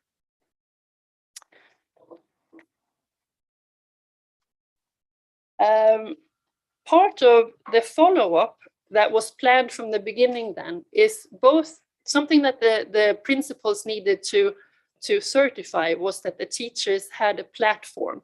So they teach their colleagues, they have teacher conferences. But something that Eva also did was that she followed up each month. She would call the teacher and email them and talk about the different themes that they worked with in the workshops. How did this go? What did you plan for this theme? What happened? What were the dilemmas? How did you solve it? How did you work together?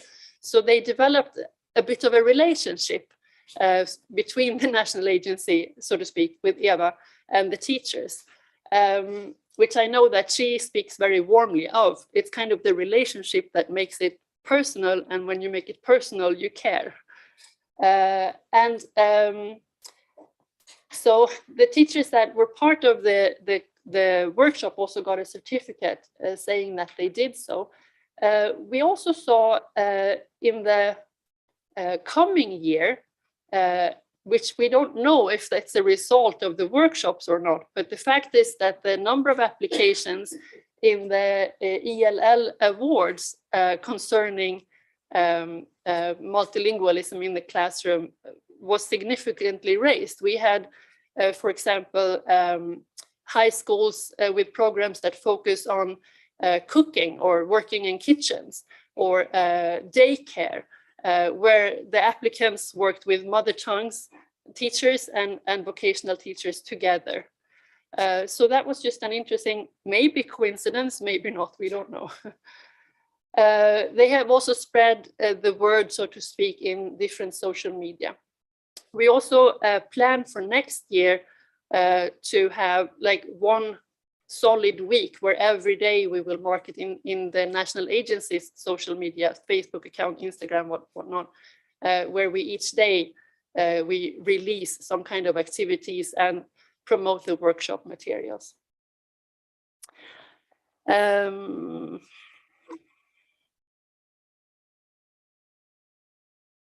little bit of wishes for the future then. Something that we need, that we have identified, that we always identify that we need to work more with, is that in the school system in Sweden is very unequal in the way that small communities in the countryside, you recognize this, they don't have the same ability to implement changes coming from workshops such as this. They don't find teachers. We had, for instance, one minority language now, Yiddish. The one certified teacher we have in Sweden is retired last week.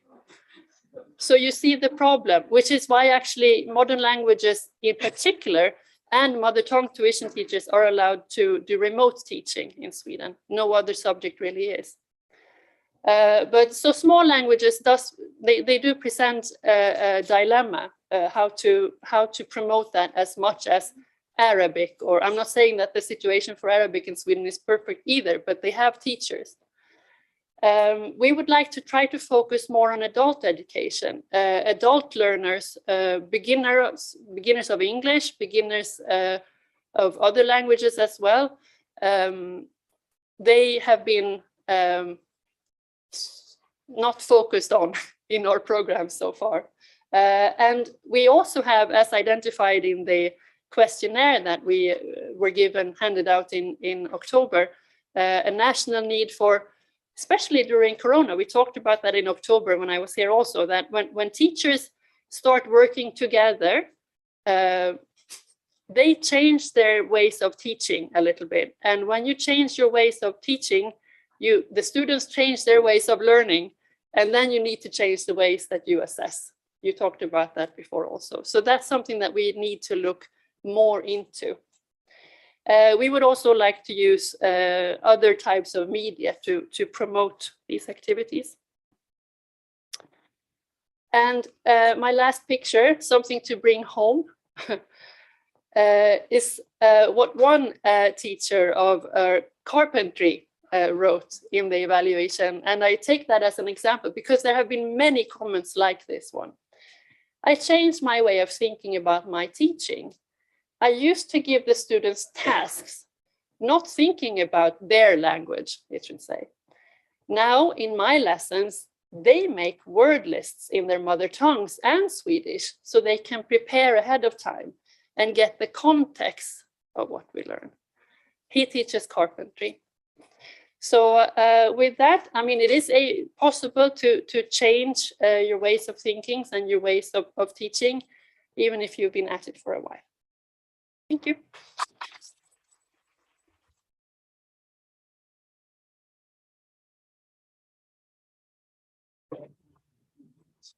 Thank you, Veronica. Don't go too. You have to sit down because we are going to question you now.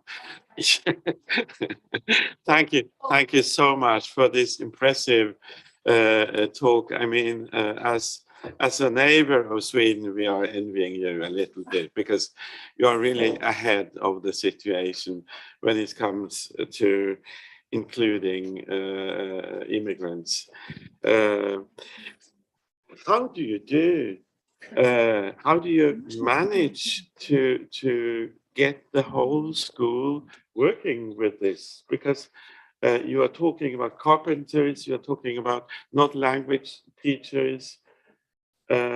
Because from my experience, very often they say, I don't teach languages. That's not my table. So that's for the English teacher or for the foreign language teacher or the mother tongue teacher to deal with.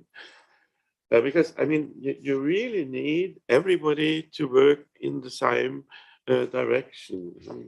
Do you have, as we always ask the Finnish, how do you do in order to get all these results? We can ask you now how you do with the with you.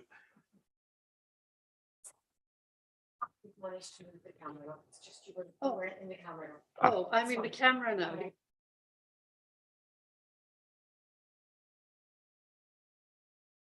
Yes. Okay. Okay, so if I knew the answer to your questions, we wouldn't need workshops like this. But I think part of it is that, I mean, my mother, she's a nurse, a very practically oriented woman. And she says that you always clean a stairwell from the top. Yeah. And I think the answer kind of says something about you need the policy documents in order. Without those, I mean, you have to set the goals. You have to start somewhere, and you start there, I think. Mm-hmm. Yep. Top down. Top down. Not only, but you have to start there. We have also the possibility we have the possibility to ask you to ask questions. So it's not only for me to ask. So please, there. I would be sorry. And please say your name. Yes, hi, I'm Lara, I'm from Malta. I would like to know more information about the heritage language. How do you deal with these and how do you teach them? And as in even the teacher formation for them, if you can. So the question is how we work with heritage languages. Because you were saying we need these 5 students, and then how the whole system kind of works. Yes. So if a township or a community has 5 students speaking the same language, those students can apply to be taught in their mother tongue tuition. Now, it differs in different towns. In small towns, it would be very usual for the students maybe to gather after the regular school day, which is a problem. Schedule-wise, it's difficult to get these things to work, but they would gather at one school where the teacher would go. For instance, we also have examples of remote teaching when the groups sit in different schools, but the teacher kind of teaches from somewhere else. So that's one way of organizing it.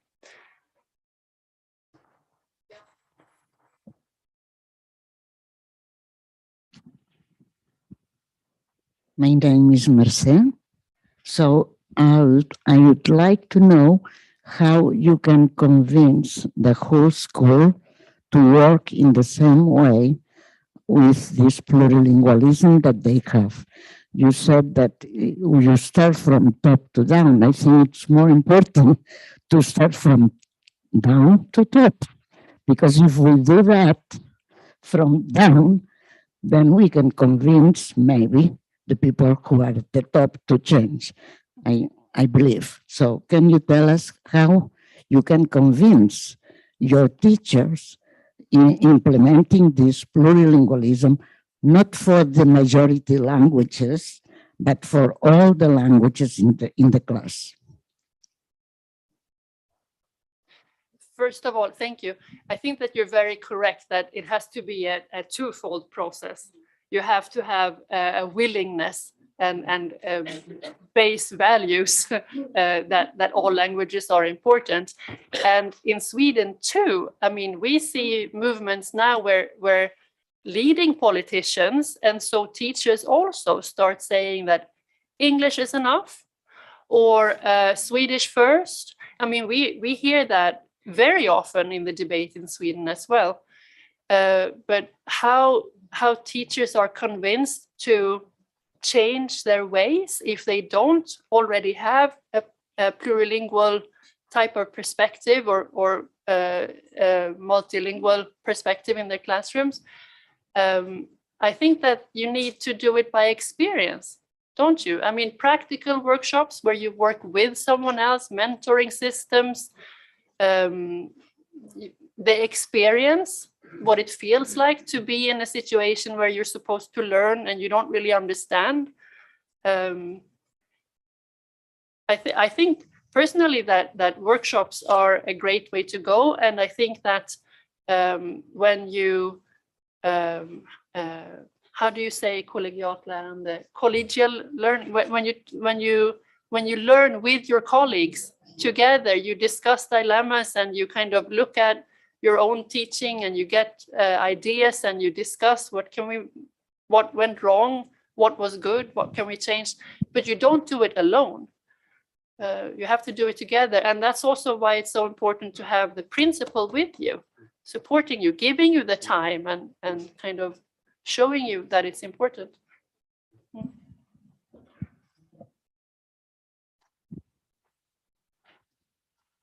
Gayan from Armenia. I have 2 questions, if you don't mind. You said that you manage the multilingual classrooms, and what do you do if there are different language bearers in one classroom, for example, carpentry classroom? And the second one, how do you take into consideration the culture which lies beneath their language? How do you deal with this? Thank you. Thank you. I start to feel like a politician here, but I have some examples actually. As a matter of fact, we produced a short film for language teachers the other week, where we talked a lot about this is a teacher, because interestingly enough, these kind of perspectives of using your mother tongues and different heritage languages, when it comes to language teachers, there's a very strong target language only type of discussion. What she did, which was very appreciated by her students, is that she trusts them to use their languages wisely. So if she's in a classroom teaching Spanish, I'm sorry, I didn't catch up on your example there with carpentry, but I just thought it was interesting. But she lets them speak Russian. She says, oh, how do you say, can you teach me to pronounce that? And just her interest in them makes their kind of, it makes them proud. We had one example of a student who said that I know Arabic fluently, but my Spanish teacher doesn't even know it because I'm ashamed. That's where Sweden has failed. When you get your identity as a language learner and you're proud of what you know, then, you know, we have other students saying that making language mistakes is our everyday business. We love making language mistakes because that means we communicate, and that's when we succeed. Yeah, yeah, and for the teacher to dare to make mistakes as well.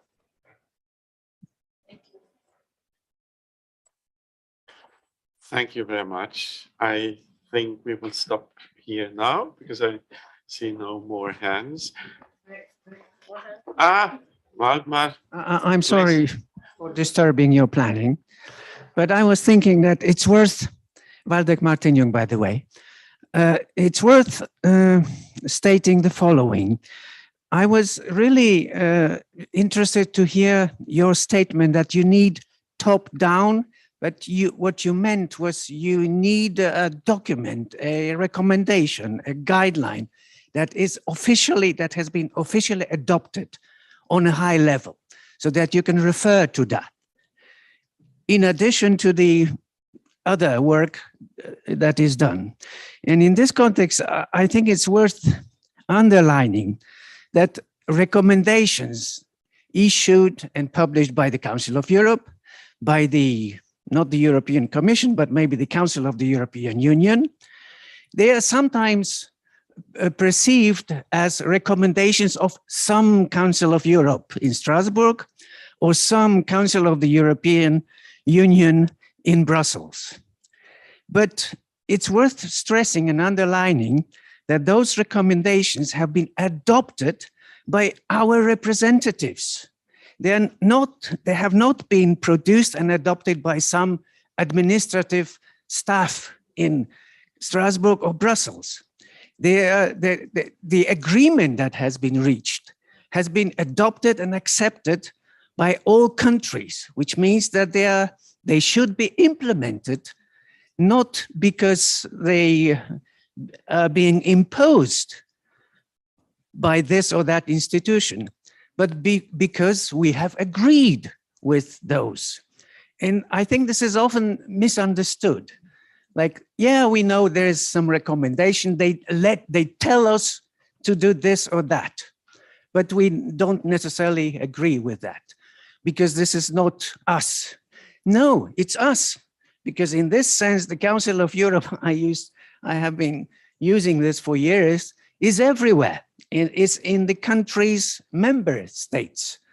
So it's not Brussels or Strasbourg, it's recommendations on the top level agreed upon by all those signatories to those documents.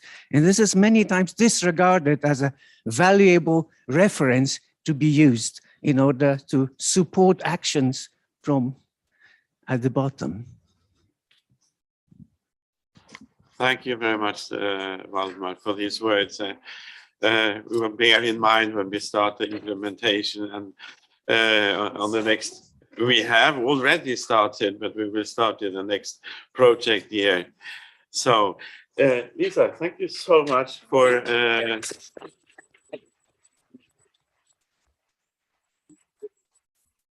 you may have asked yourself why we have chosen these 4 countries. And you will see that they represent different contexts, different regions of Europe, different lengths in membership in the European Centre. So I will now ask the next representative from Albania to come forward and share with us.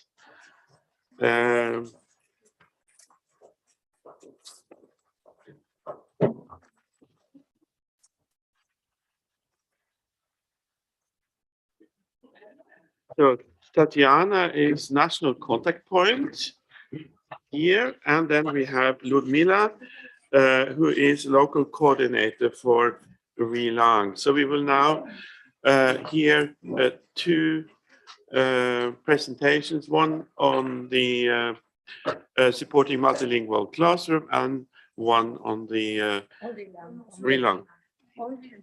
Only Relang, sorry. But we can say It's enough. Yeah, we could have done, but so Okay. okay. Thank you very much for.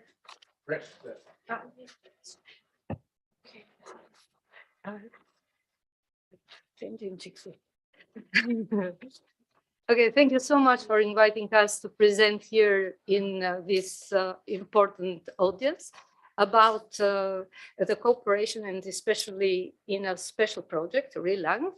But, and you could say, why in two? Probably we are chosen in two because first we have to have an idea for something and then to implement it. So having both different positions, I work for the Ministry of Education, and Ludmila works for the Agency for Quality Assurance and Curriculum and teacher training. So we work together closely in initiating such ideas. So Albania, first of all, I would like to say that in 23 years of cooperation with ECML, and mostly 28 years with Council of Europe, and our efforts to become a member of EU and lot of work. We were last month in Brussels to discuss about many things, and among them also policies. So this is something that where Albania has given a lot of contribution, but has profited a lot. So from all three different institutions, luckily today we have ECML and the EU here in the same project, where Albania has successfully, I would say successfully, then you can say if we were successful or not.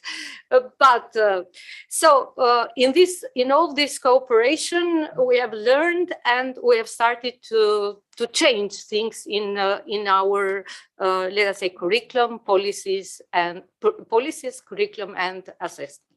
So what you see in this in the slide is the slide about foreign languages taught in pre-university education in Albania. So what do you see here? You see grades and age. So, and this is the how many the classes per week that we teach foreign languages. So you see L1 is English, then L2 remains French, German, Italian. I would like to share with you one thing. It is the most difficult thing for an expert. I'm an expert in the ministry. I'm a technician, let us say. I'm not a policy maker. To keep the balance between policy makers and politics, and on the other side, between the practice and what we have committed to do, like what Council of Europe requires for language, ECML we have committed to do, EU requires. And so this balance bears on the shoulders of the technicians.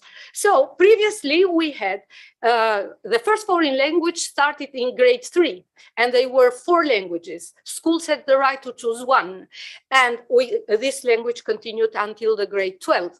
And then we had until grade 12 in a certain level that I will explain later.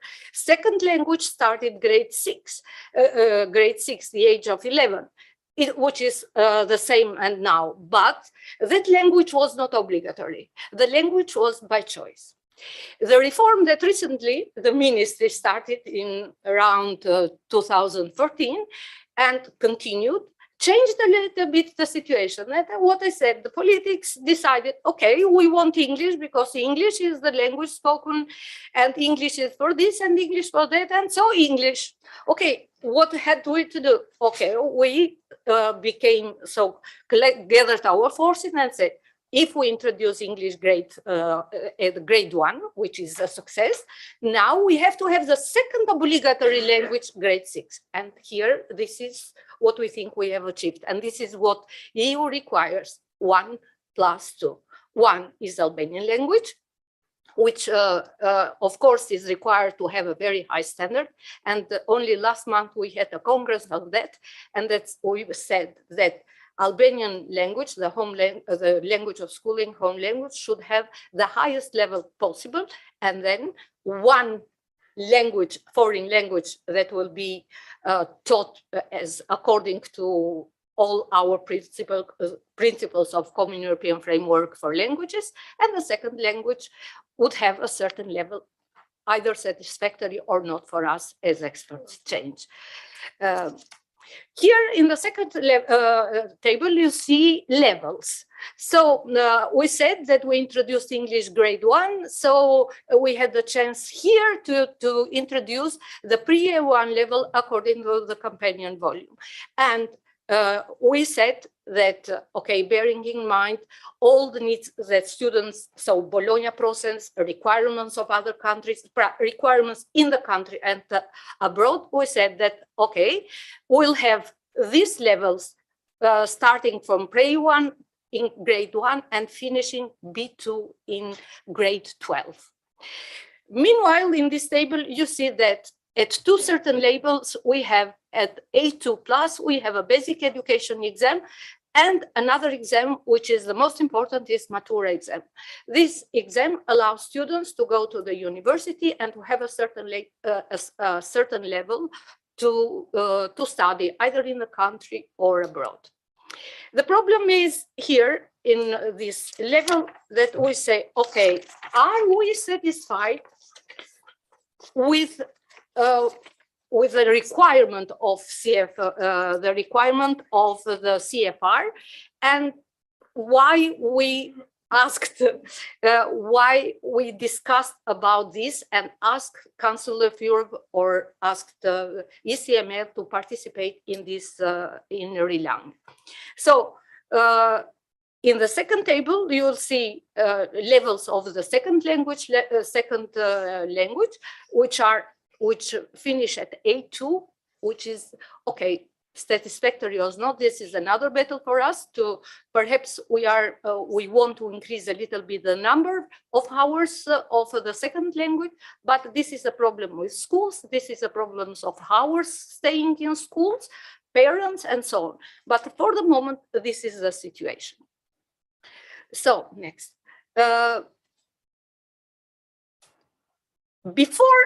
Before coming to these 2 tables, I would like to say, I just said previously that, and even the colleague from Sweden mentioned that the policies are very important. Sometimes they are top down, sometimes they are bottom up. So we as experts feeling that, okay, we needed some further expertise on further work on CFR. So CFR was our base for our curriculum. CFR is also our base, let us say, for exams, but there was something missing in this puzzle. So CFR was also the document that created the profile of plurilingual situation and multilingual situation. Having in mind all this, Albania asked Council of Europe assistance to prepare what we call language policy profile of Albania.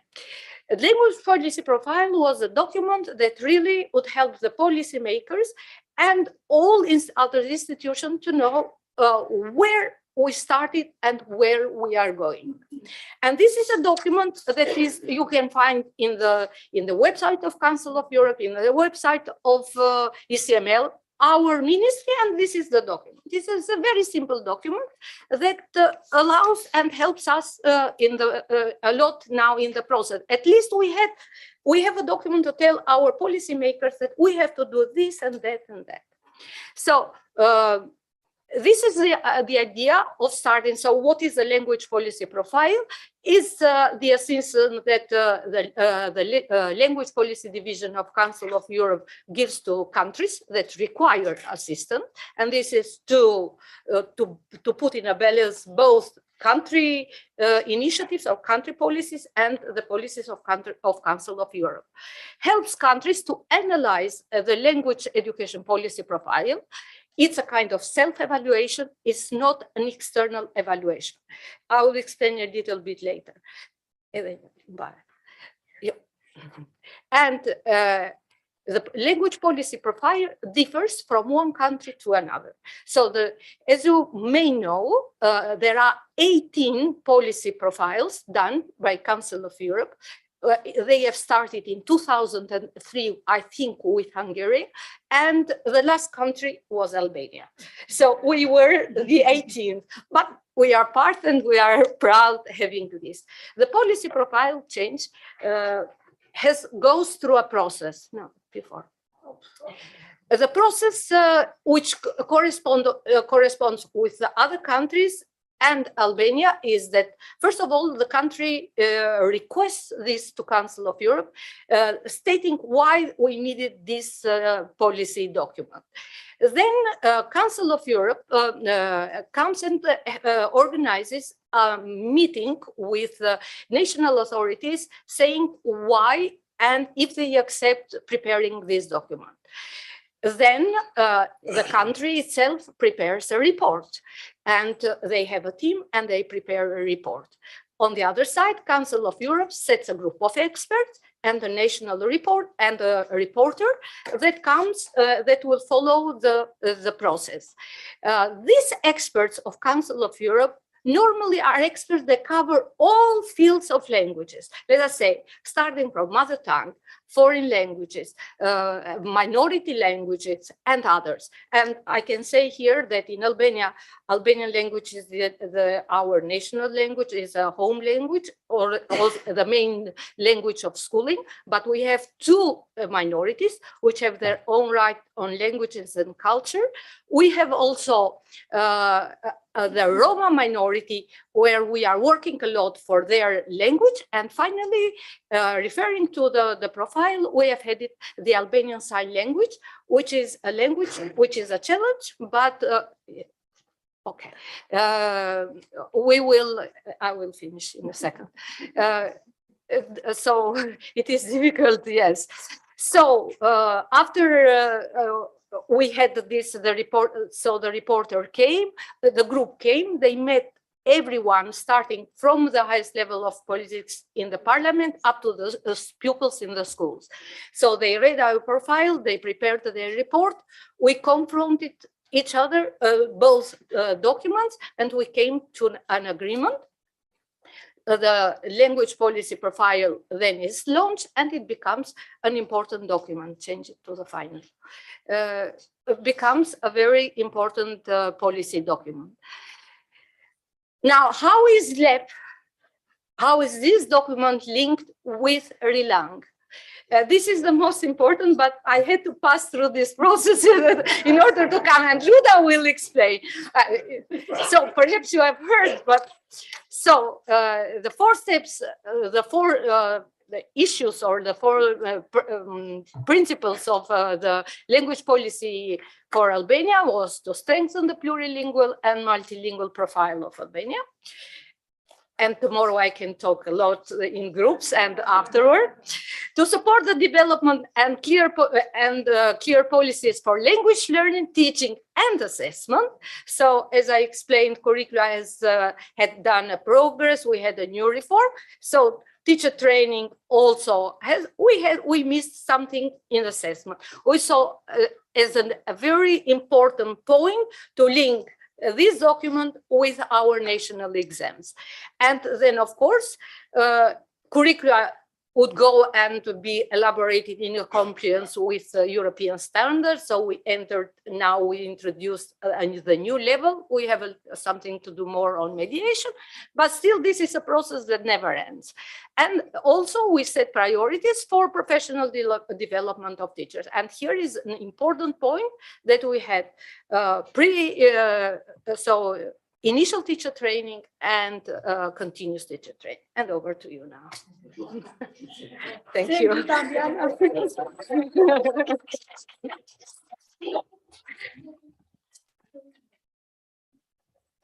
Thank you, Tatiana. I couldn't agree more. I'm trying to keep it short, although I have a lot to say about the Relang workshops. I am Ludmila Stefani. I work in the Quality Assurance Agency in pre-university education in Albania. And I am the local coordinator. I was the local coordinator for the Relang workshops for 3 times. And I was really privileged to have this kind of role in organizing this workshop. I wouldn't have done it without the support of the ECML. Thank you, Adelina. Thank you, Michael, being always there with me. Thank you, Jose. I'll never forget. The main so why Relang? So there was a request from the Ministry of Education in the context of the curriculum reform, following the national strategies of improvement of the educational system. So our curricula changed, and now we have a kind of competence-based curricula. And the language curricula were based on the CEFR approach, on the action-oriented approach, and also based on the communicative competence. And so there was a great need now. We saw that we are just working a lot on developing the curricula, on training teachers, but there was a gap between the curricula and the test and examinations. And that's why the Ministry of Education just requested this kind of workshop. There have been 4 Relang workshops in Albania. You might ask, 4, why do you need more? We need more because it's a very, very long process. As our colleague said, the title of the presentation was Changed Mindset. So we need to change, first of all, to change the mindset of the teachers. So especially in assessment, and assessment is a very, very difficult process in education. So the module that we selected was module 4, the first one in Relang 2018, relating existing tests and examination to the CEFR. The number of the participants were 25, and we tried to invite experts or representatives of different educational systems, just to institutions, to have policymakers, curriculum developers, item writers, teachers, teacher trainers, and not only of English language, but all other languages.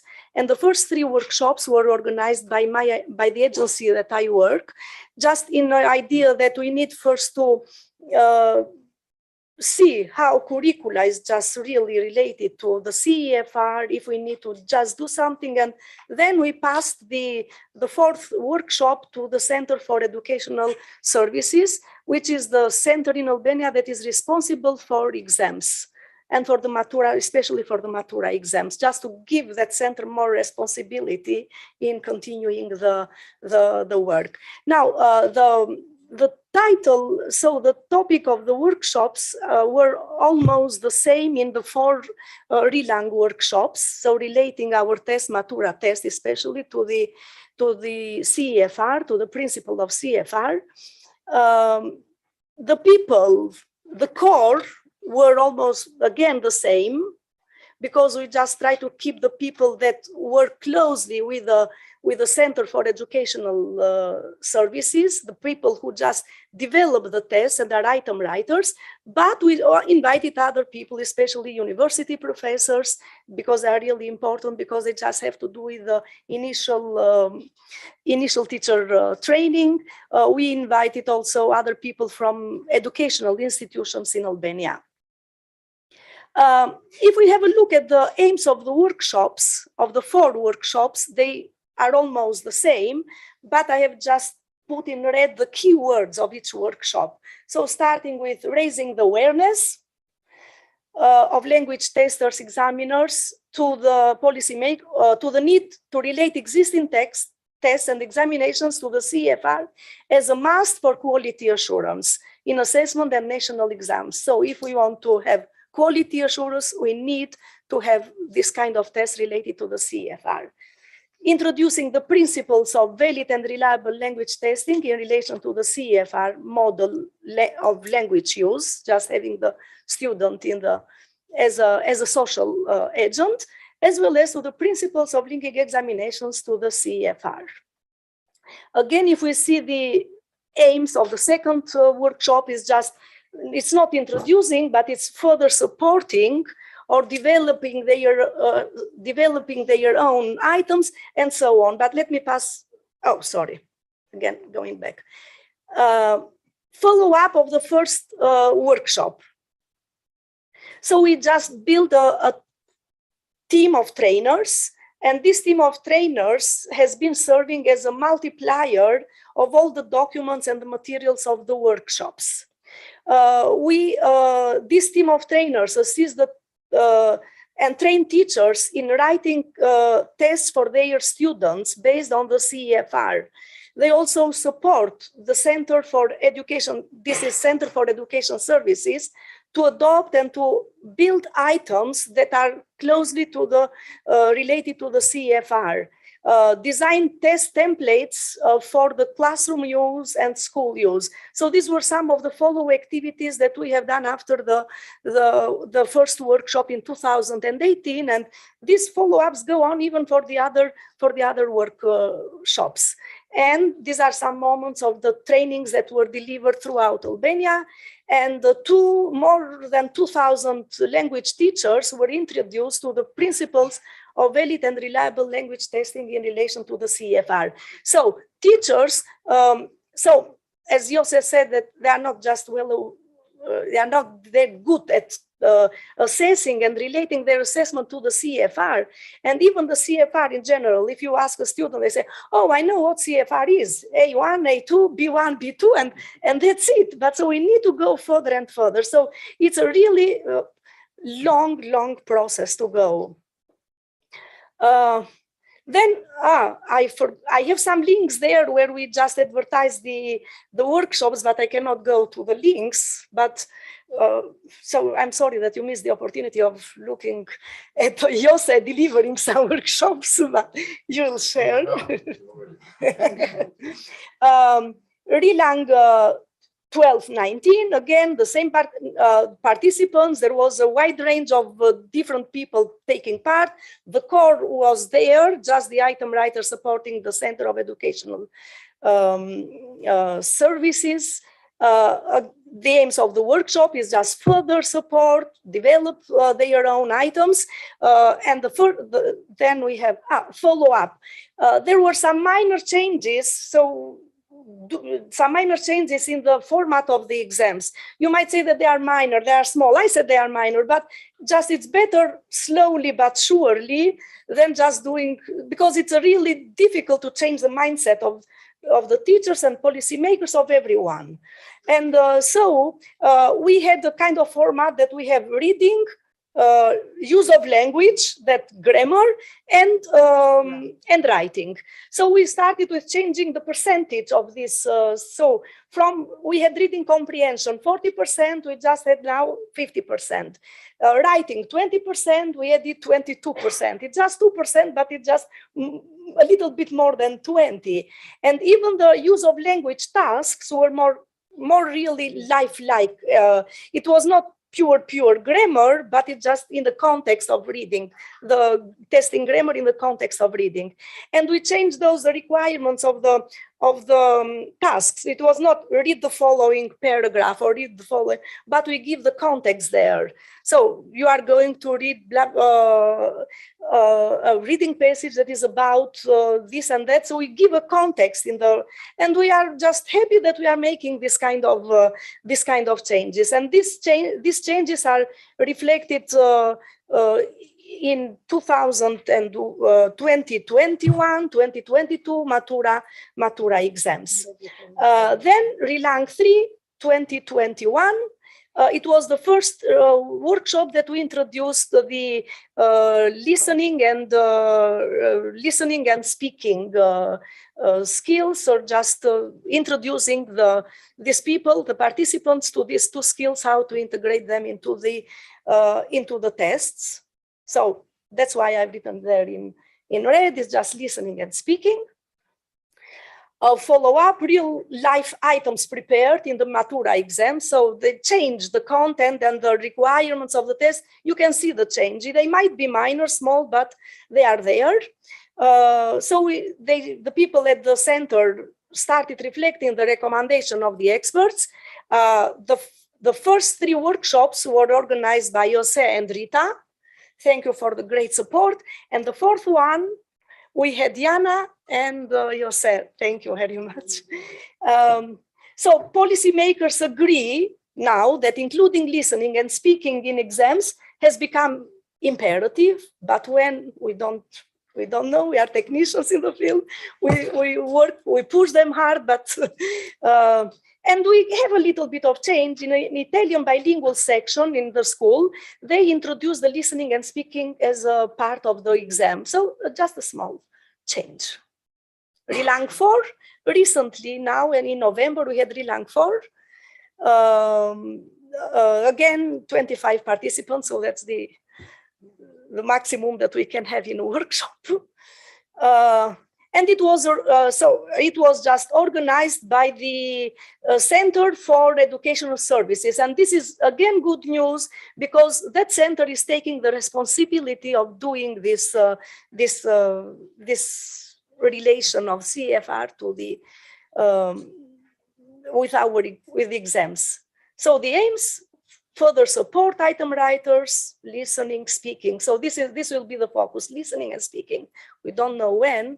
So it's really a really great challenge, a challenge that we want to meet with the support of all of you.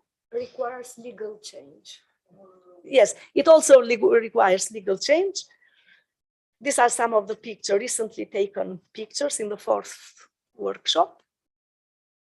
Looking forward, a lot of things, but I think we are on the right track, slowly but surely. So I'm not just going to read through all of them, but the presentation will be shared. Thank you.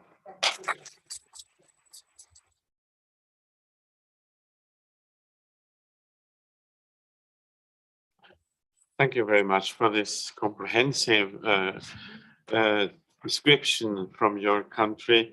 It was very interesting for me as a Norwegian to see that we have a lot of things together.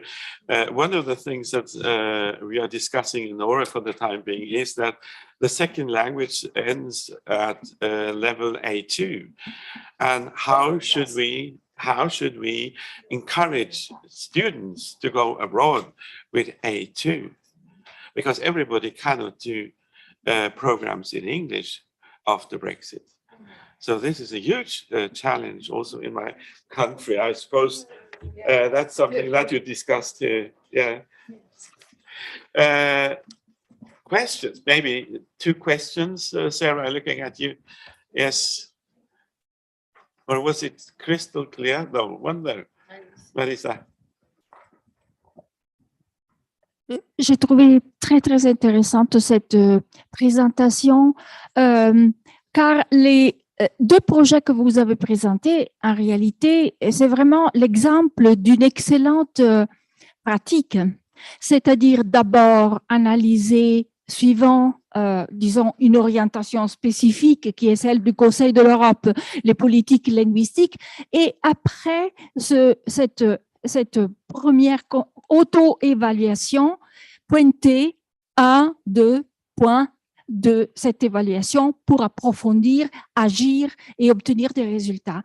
Merci vraiment, c'était vraiment très intéressant. Je pense que c'est vraiment un modèle de pratique que les pays membres devaient adopter. Merci.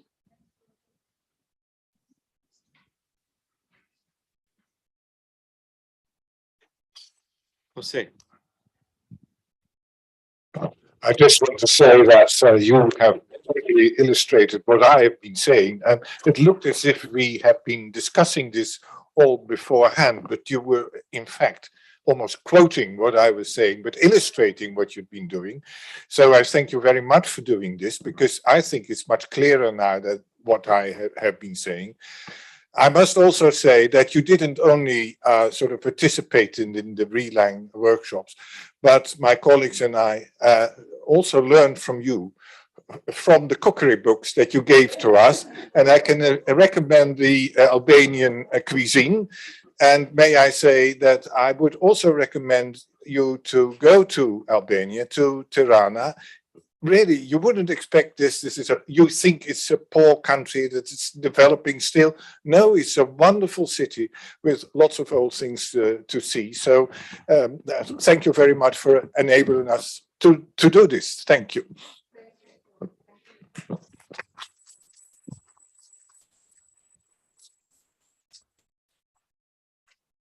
Yes, thank you, everybody. We will meet again at 7 o'clock at the town hall. At 1:45 from we will go from here, or maybe you can help us there. Oh, right. Okay. Yes. Just a couple of practical things. If you know where you're going to the town hall, then the reception begins at 7. You don't need to show any identification, but you might be asked which event it's for, and you say it's the ECML reception. Yeah. If you don't know where you're going, my colleague here, Anya, will lead anyone 20 to 7. If you can meet where, Anya? Just here in the courtyard. Yes. And Anya will accompany you to the reception. Just a couple of practical things. If you could leave your headsets on the seats. Anya's suggesting you leave your badge with your headset, and that way you know it's your headset. You can also leave anything here overnight as long as it's on the seat. Yeah, if it's on the seat, but because obviously the place will be cleaned and tidied. But I think that was all on a practical. Laptops? Don't leave laptops. Okay. If anyone wants to leave a laptop, ask us and we would maybe put them upstairs. It's probably better that way. Yeah. Do you want to just finish this? Thank you. No? Yeah. Big thank you to our interpreters, especially as they stayed on longer. Thank you very much to everyone for bearing with us. I know the timing went out a little bit, and looking forward to seeing you at the town hall at 7 o'clock. Thank you.